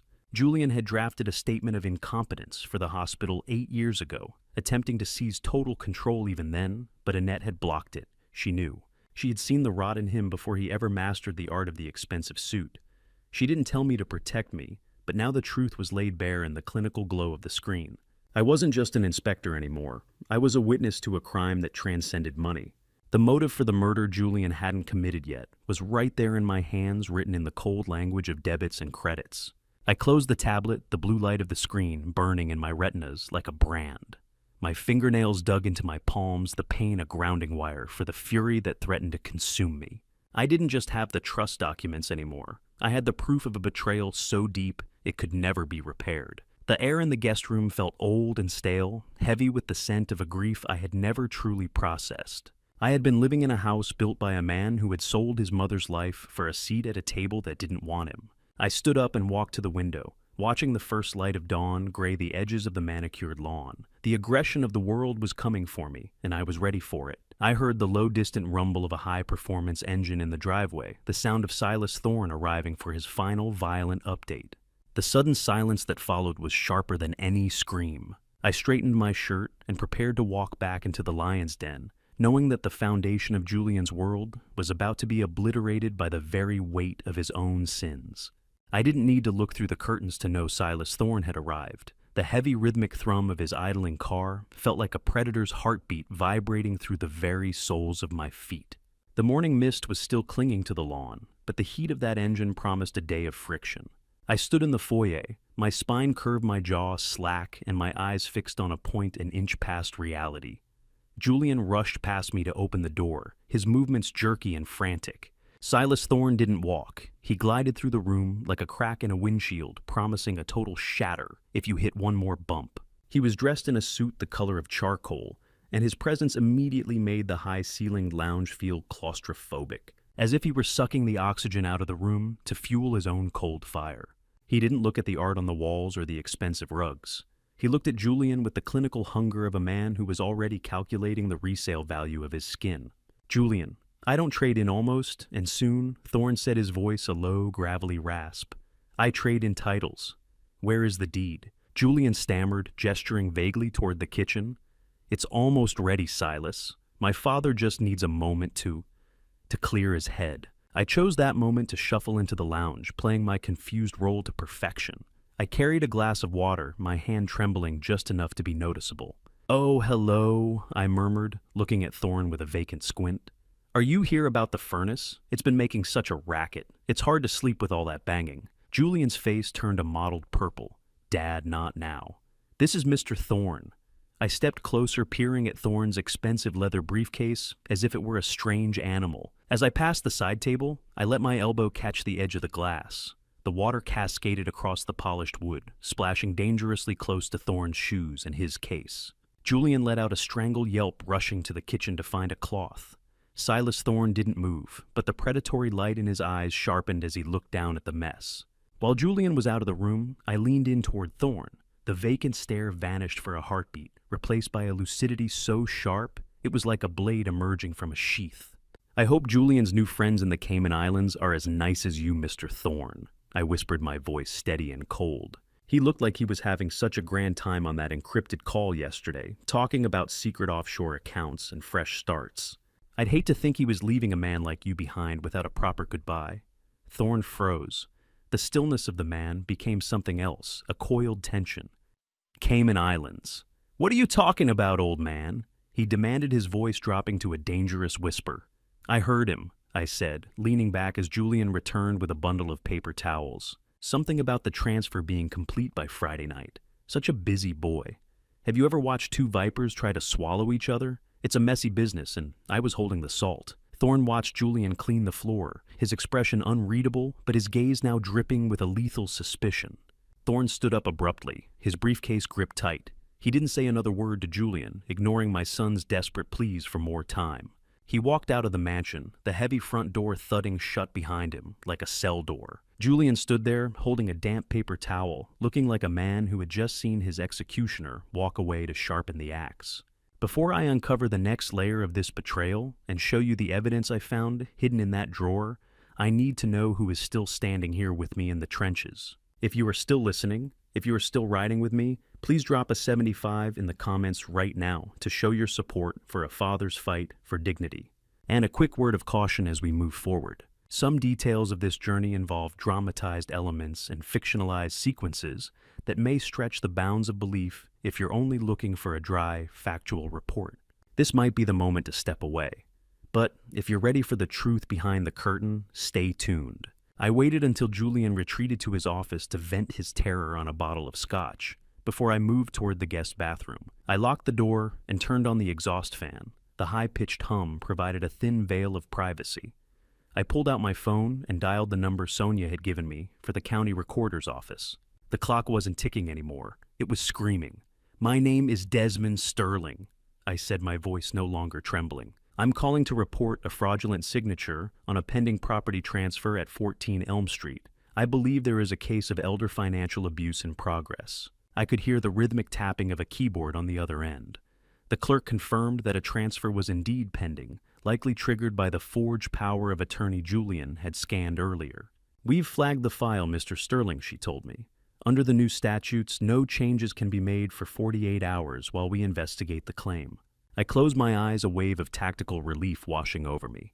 I had just cut the bridge out from under them. I realized during that call that Silas Thorne actually knows about the trust, but he believes it's a revocable trust that Julian can easily break, not realizing Annette made it irrevocable. He thinks he's stealing a house, but he's really just buying a lawsuit. As I hung up the phone, a cold chill ran down my spine. I heard a muffled sound from the other side of the bathroom door. I pressed my ear to the wood, holding my breath. It was Elena. She was whispering into her phone, her voice frantic and venomous. "The notary is here," she said. "I don't care if Julian is falling apart. We're doing it now, whether the old man is awake or not. Just get the papers in the room." I gripped the sink until my knuckles turned white, listening to the scratch of a pen on the other side of the door that sounded like a shovel hitting the dirt of my own grave. They weren't waiting for the morning. They were coming for the foundation tonight. The lock on the bathroom door rattled not with the force of a break-in, but with the steady rhythmic insistence of a vulture waiting for a heartbeat to stop. I stayed perfectly still, my hand still hovering over the faucet I had turned off seconds ago. The sharp click of the bathroom door lock being tested from the outside was followed by Elena's sweet, venomous voice calling my name. "Desmond, are you all right in there? We have some guests who would love to see you." She cooed her tone, carrying that artificial warmth she saved for her followers. I took a breath, letting my shoulders slump, and my expression go vacant before I turned the handle. She was waiting in the shadows of the hallway, her smartphone clutched in one hand like a talisman. I noticed she had already begun packing her real jewelry into a hidden leather suitcase tucked behind the linen closet door. She was planning to flee the country the moment the house sale cleared, leaving Julian to face Thorne's wrath alone. She pulled me into the narrow space of the linen closet hallway, her scent of overly strong, expensive perfume cloying in the cramped quarters.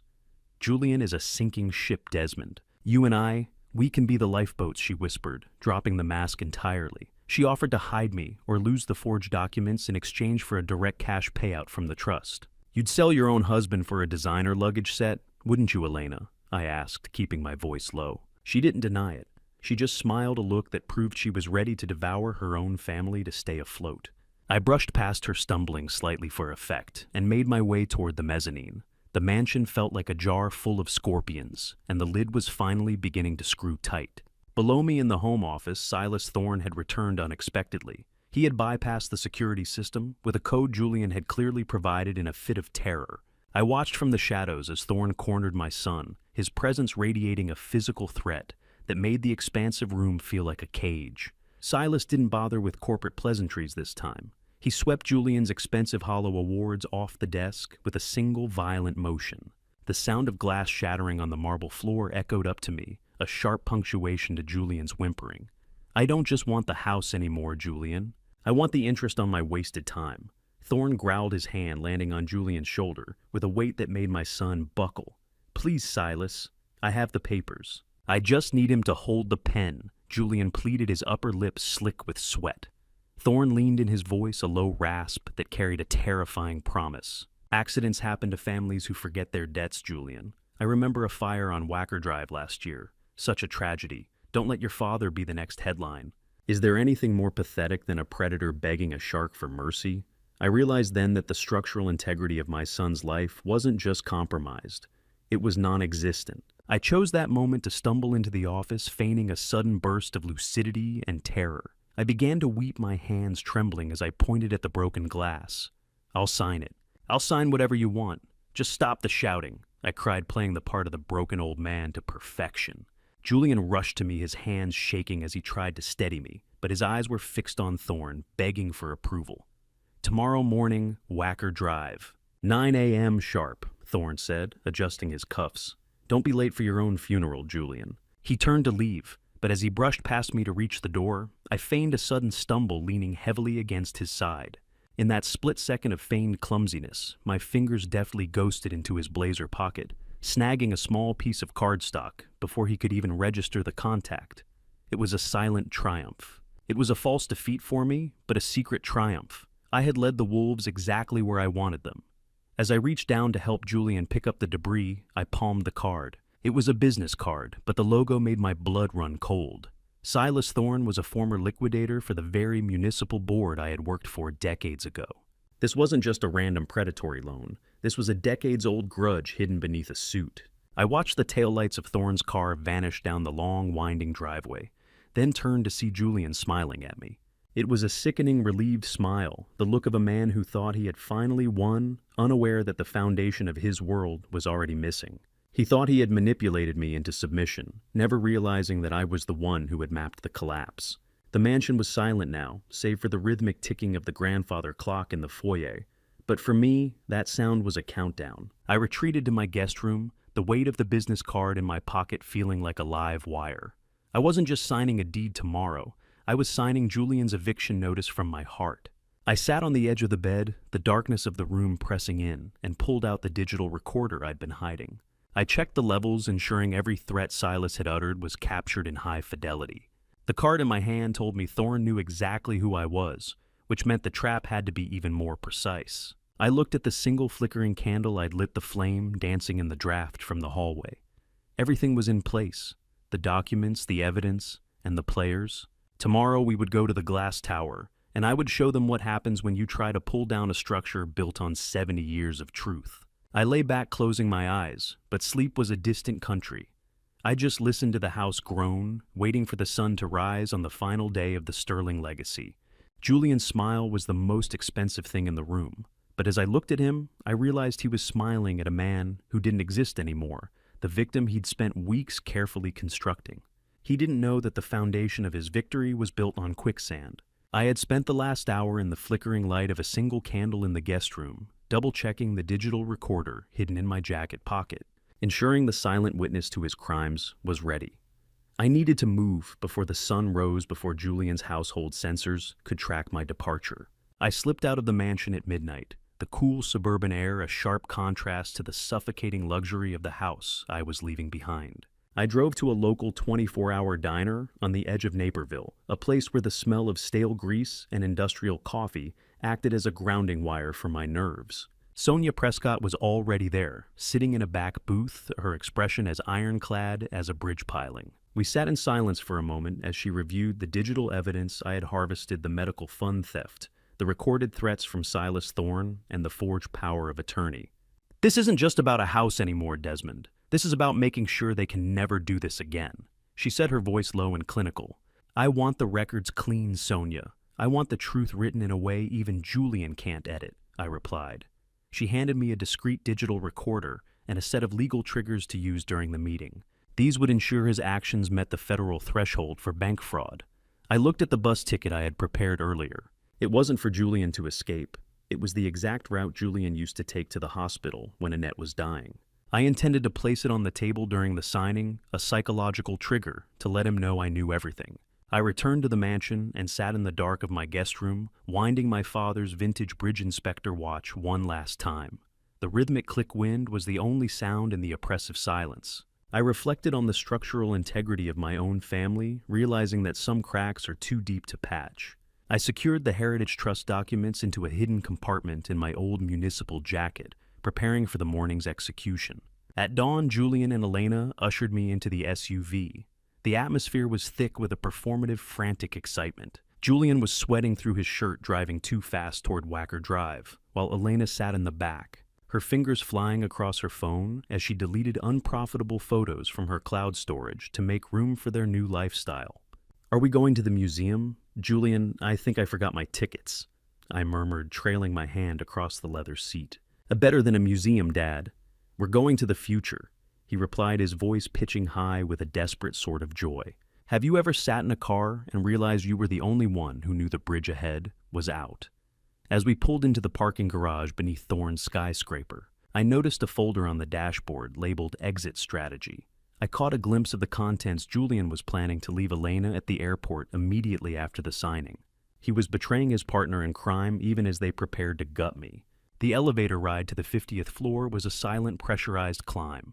I let my jaw slacken and my eyes go dim, the perfect image of a mind lost in the fog. Julian stood beside me, his reflection in the polished steel doors, showing a man on the verge of a total collapse, though he thought he was at the height of his power. The elevator doors opened with a chime that sounded like a bell at the start of a heavyweight fight.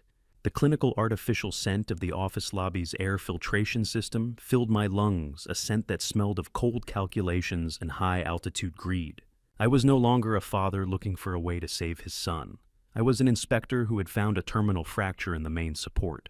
Julian gripped my arm, his fingers digging into my sleeve as he led me toward the thick, sound-dampening carpet of the executive suite.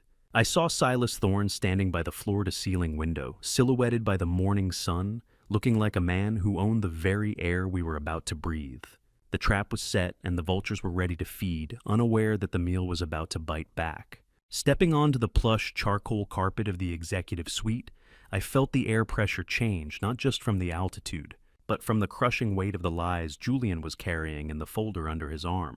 Julian and Elena guided me toward a high-backed leather chair, with the exaggerated care one might show a delicate porcelain vase. I played my part, letting my gaze drift aimlessly toward the floor-to-ceiling windows, where the Chicago skyline stretched out in a hazy industrial panoramic. Silas Thorne stood by the glass, silhouetted against the morning sun.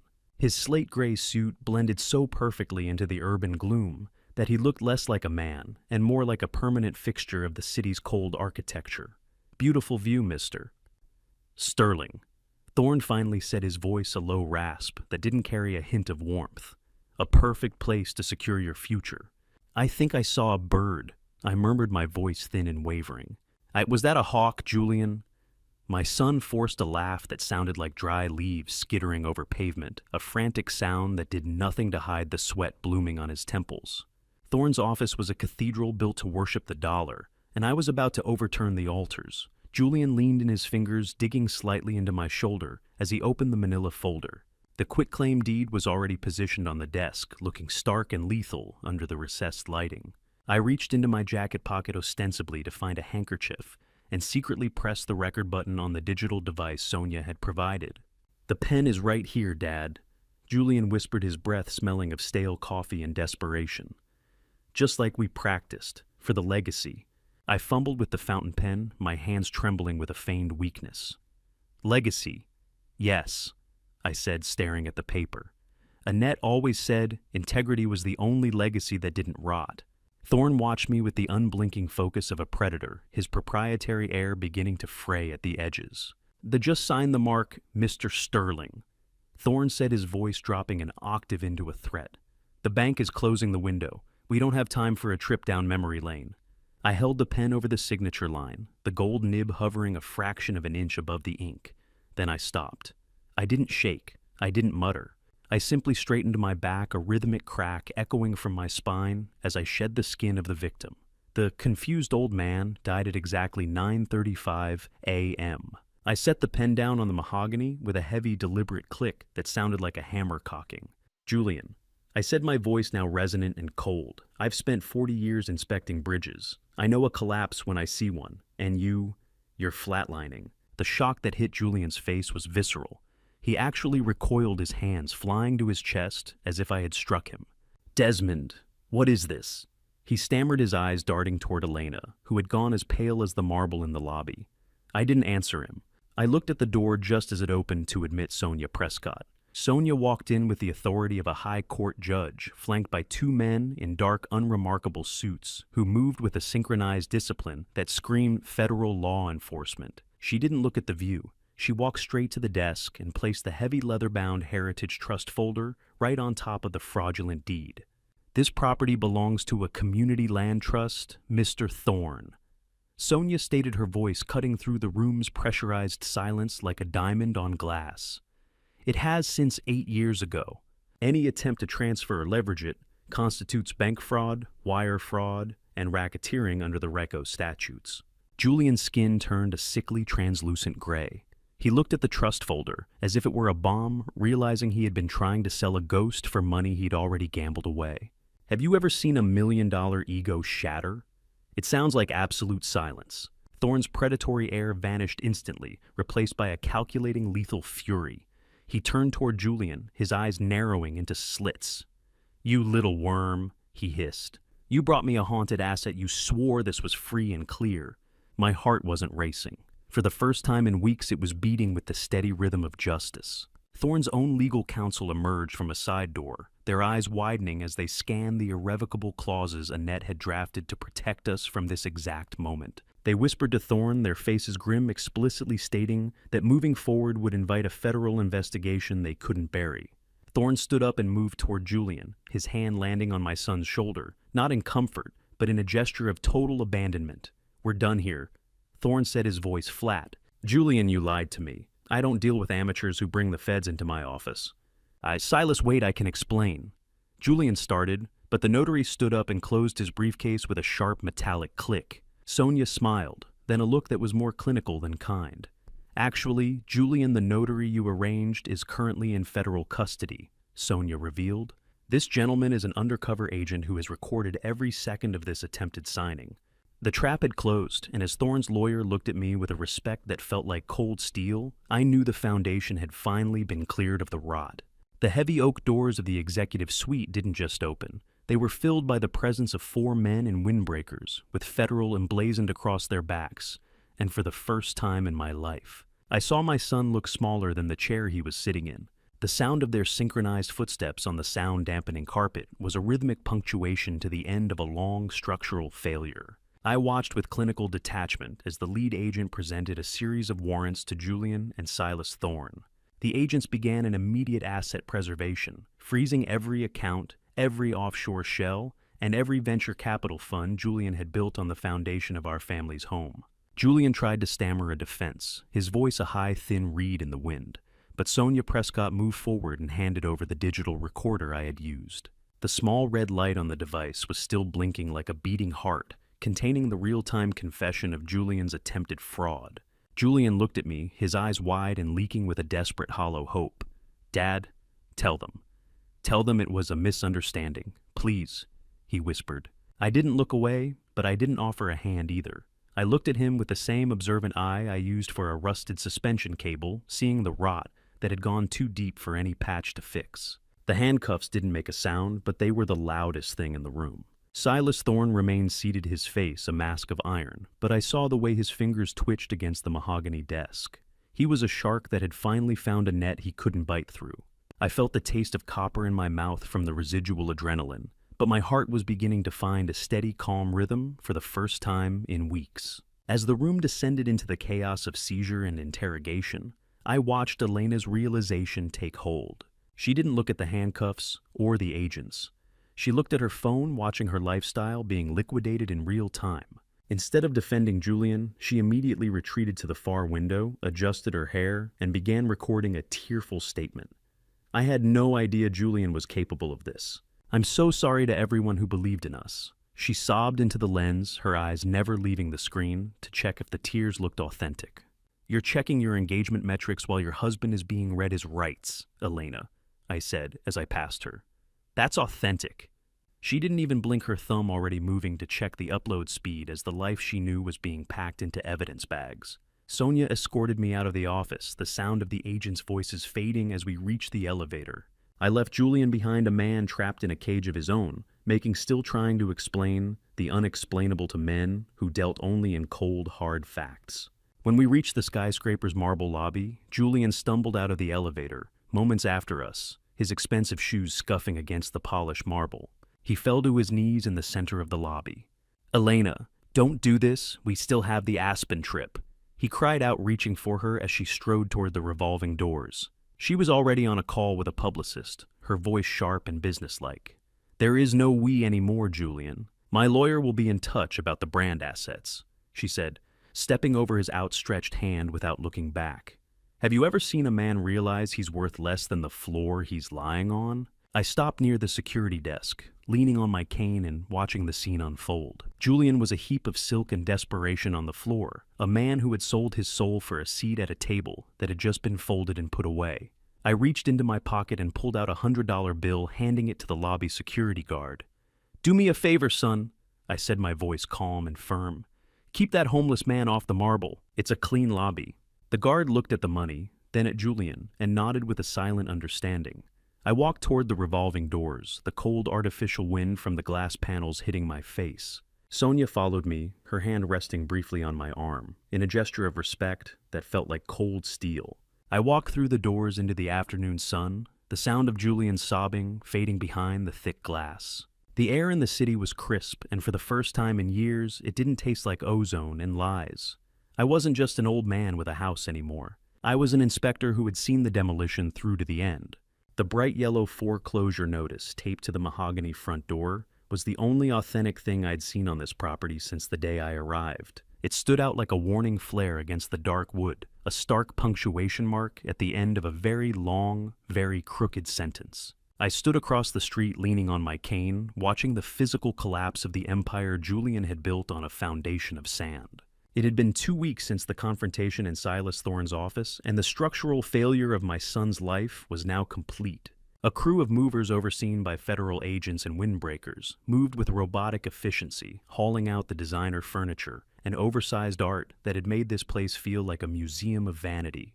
Julian and Elena stood on the manicured lawn, surrounded by a pile of suitcases that looked pathetically small against the backdrop of the massive house. The sun-baked grass beneath their feet was starting to yellow, the automated sprinklers having been deactivated days ago. Julian looked physically aged, his shoulders slumped in a way that made his expensive linen shirt hang off him like a shroud. "They're taking the espresso machine, Elena. They're taking everything," he muttered, his voice hollow. Elena didn't even look at him. Her smudged mascara and a broken heel on her designer pumps gave her the look of a ruined doll. "Don't look at me, Julian. I'm waiting for my ride." She snapped, her eyes fixed on the street. I knew something she didn't. The private car she was waiting for had been hired using a credit card Julian didn't know she possessed. She had been planning her exit since before they ever tried to steal the Elm Street house, a rat preparing to leave a ship she had helped sink. Watching the mansion empty out was like watching a lung collapse, all that pressurized status escaping into the thin, cold air of the real world. As a black sedan pulled up to the curb, Elena moved with sudden frantic energy toward a hidden crate she'd kept near the edge of the driveway. I raised my hand, catching the eye of the lead federal agent on site. When the agents intercepted her, Elena's performative victimhood shattered into a shrill, jagged rage. They pried open the crate to reveal a cache of Annette's stolen jewelry and thick bands of cash Elena had siphoned from the firm's operating accounts over the last 6 months. "You think you're so smart, you old fossil, I earned this for putting up with him?" She shrieked at me, her face contorting into something unrecognizable. "Integrity isn't a salary, Elena. It's a choice you never made." I replied, my voice calm and firm. Elena's brand didn't end with a bang. It ended with a cardboard box and a pair of handcuffs as the agents bagged the evidence of her independent crimes. Later that day, I sat in Sonia Prescott's law office, the rhythmic ticking of the vintage watch acting as a heartbeat for the room. Sonia looked at me across a desk piled with folders, her expression one of clinical completion. She reviewed the final dossier I had prepared, the private recordings and digital timestamps, showing that Elena had been planning to frame Julian for the fraud months before Silas Thorne ever entered. The picture. "She thought she was the smartest person in the room, Sonia," I said, leaning back. Sonia nodded, a small, grim smile touching her lips. In a room full of mirrors, Desmond people usually forget to look at the floor. They're too busy admiring the reflection to notice the joists are rotting. She handed me a final set of papers. "There's one last detail, Desmond. Because of the trust's poison pill clause and the fact that Julian attempted to leverage a non-existent asset, he is now legally responsible for the mortgage debt on that mansion personally. Even though the government has seized the property, the debt follows the man. He's underwater for millions with no shore in sight." I stared out the window at the distant Chicago skyline, feeling a profound sense of closure. The paper trail of the rat was complete. I had ensured that while Julian faced his reckoning for the betrayal of his mother's memory, Elena wouldn't walk away with a single cent. The mansion was a shell, and Elena was a memory, but Julian was still out there, a cornered animal, with one final card to play. I felt the weight of my 70 years as I stood to leave. I had protected the orchard. I had protected the memory of the woman I loved. As I walked toward the elevator, I knew there was one more structural inspection I had to perform before I could finally go home to Elm Street. Julian sat on the rusted park bench with his head in his hands, a 42-year-old boy who had finally realized that when you burn every bridge you cross, you eventually run out of land to stand on. The gray drizzling rain of a Tuesday afternoon turned his cheap borrowed windbreaker into a sodden weight. I stood 5 feet away, leaning on my cane, watching him through the mist. He looked like a man who had been hollowed out, but I knew the architecture of his heart too well to be fooled by a sagging roof. Julian looked up, his eyes bloodshot. "Dad, I have nowhere else to go. You're my father. You have to help me." He wept, his voice cracking with a desperation that was only half real. "I helped you for 42 years, Julian." I replied, my voice calm and firm as a stone piling. "I just didn't realize I was helping you dig a hole for us both." I reached into my pocket and pulled out a receipt, placing it on the bench beside him. "I've prepaid your first month at the St. Jude homeless shelter. It isn't a mansion, but it's a roof. I did it so you couldn't claim total abandonment in court, not because I have anything left to give you." Julian stared at the receipt, his weeping subsiding into sharp, jagged silence. He started to protest, claiming he was a victim of Silas Thorne's violence and Elena's greed, but I didn't let him finish. I pulled a set of damp, crumpled papers from my inner pocket, the intake forms for Shady Oaks Assisted Living that I had found in the kitchen drawer. I held them in front of his face, the rain blurring the ink, but not the intent. "You were measuring me for a room with a bolted door, Julian. I saw where you checked the box for involuntary commitment due to cognitive decline. Did you think I wouldn't find the paperwork while I was playing the part you wrote for me?" The begging stopped instantly. Julian's face twisted, the moisture on his cheeks turning from tears of sorrow to a mask of pure, ugly resentment. "You should have just signed the deed, old man," he spat. "You would have been comfortable. You would have had your little garden and your pills. Now you've got nothing but a house full of ghosts." Julian's eyes weren't windows to his soul. They were just empty storefronts after a fire. I realized then that there was no bridge back for him. The structural failure was terminal. I turned my back on him without another word, leaving the Shady Oaks brochure to flutter into the puddle at his feet. I walked toward the park exit, my steps rhythmic and certain, while Julian's voice faded behind me. I hailed a cab and gave the driver the address for Greenwood Cemetery. The air was thick with the smell of damp earth and fresh-cut grass as I walked through the gates. I found Annette's headstone under the shade of an old willow tree. I knelt, my joints complaining, and began to clear the stray blades of grass from the granite. I pulled a single yellow bridge inspection tag from my pocket, the kind I used to hang on steel that had passed the test, and placed it on the base of her headstone. The house is safe, Annette, I spoke quietly. It's officially part of the Community Land Trust now. It's going to be used for affordable housing for the people who actually need a foundation, just like you planned.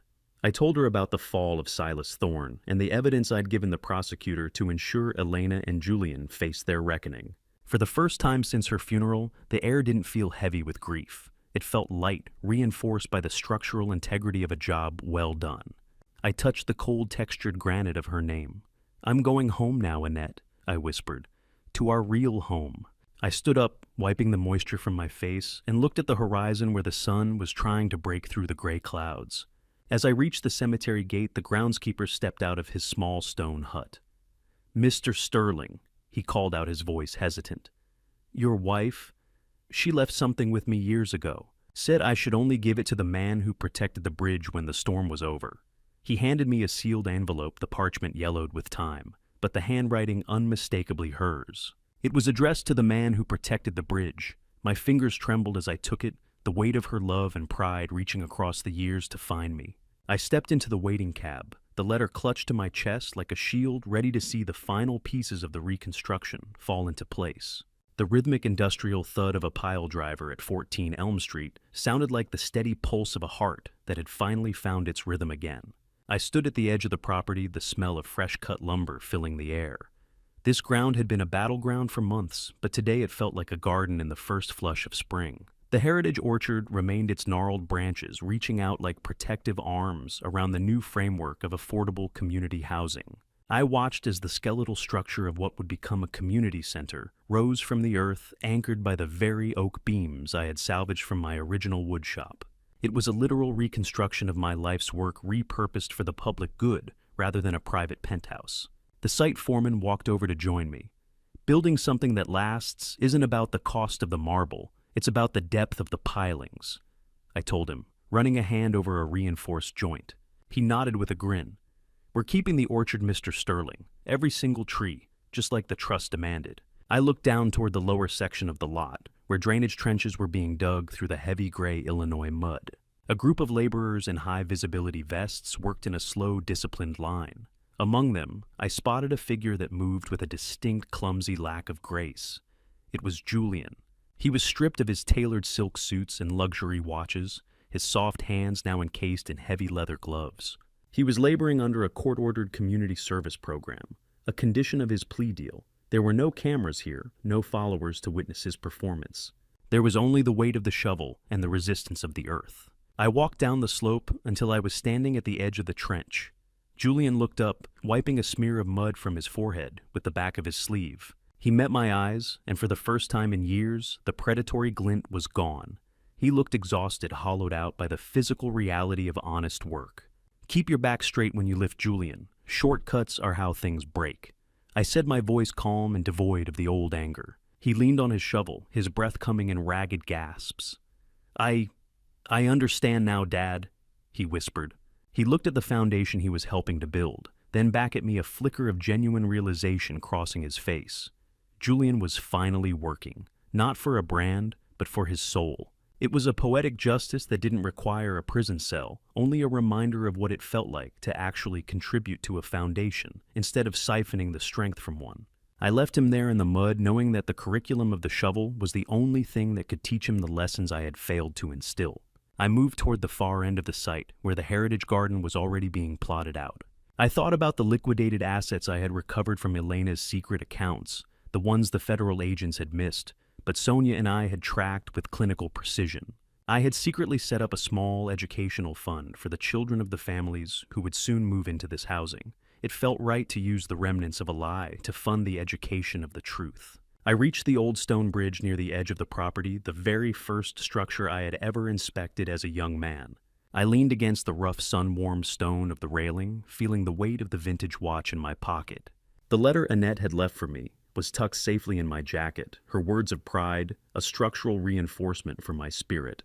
The Chicago skyline was beginning to glow with hues of orange and purple, the glass needles in the distance no longer feeling like threats but just parts of a larger design. I closed my eyes for a moment, breathing in the scent of fresh pine and wet concrete. "The structure is sound, Annette. Every bolt, every beam," I whispered to the wind. I felt a profound peace, a resolution that went deeper than legal victories or property deeds. I had protected the orchard, I had exposed the vultures, and I had given my son a chance to find his own level in the mud. I pulled a carpenter's pencil from behind my ear, a habit I hadn't indulged in the 10 years. With a steady hand, I marked a small, invisible X on the underside of the bridge railing, my signature of approval, the mark of an inspector who knew that the bridge was finally structurally ready for the load. I turned my back on the construction and walked toward the horizon, the steady ticking of my father's watch, the only sound in a world that was finally structurally silent. The walk back to the road was easy, my joints no longer screaming, my heart no longer heavy. I had done my job. The inspection was complete and the foundation was holding. I look back now and realize the greatest mistake I made wasn't trusting my son. It was ignoring the small cracks when they first appeared. If my story teaches anything, let it be this. Don't surrender your voice, your dignity, or your legacy just to keep peace. I believed love alone could hold a family together, but even faith needs truth as its foundation. Sometimes even God allows us to face betrayal, so we can see clearly who we are meant to become. This is my reflection, my family revenge story, my warning wrapped inside a Grandpa Story's memory. Not all family revenge story paths lead to anger. Some lead to clarity. And not all Grandpa stories end in loss. Some rebuild what was broken. If you remember anything from this family revenge story, let it be this. Protect what matters before it's too late. Because even in Grandpa stories, the strongest foundation can still crack. Thank you for staying with me until the end of this journey. Leave a comment and tell me, what would you do if you were in my position facing that kind of betrayal? I'd truly like to hear your perspective. If this story resonated with you, consider subscribing so you don't miss what comes next. A gentle note: while inspired by real-life themes, certain elements have been dramatized for storytelling, and any similarities are purely coincidental.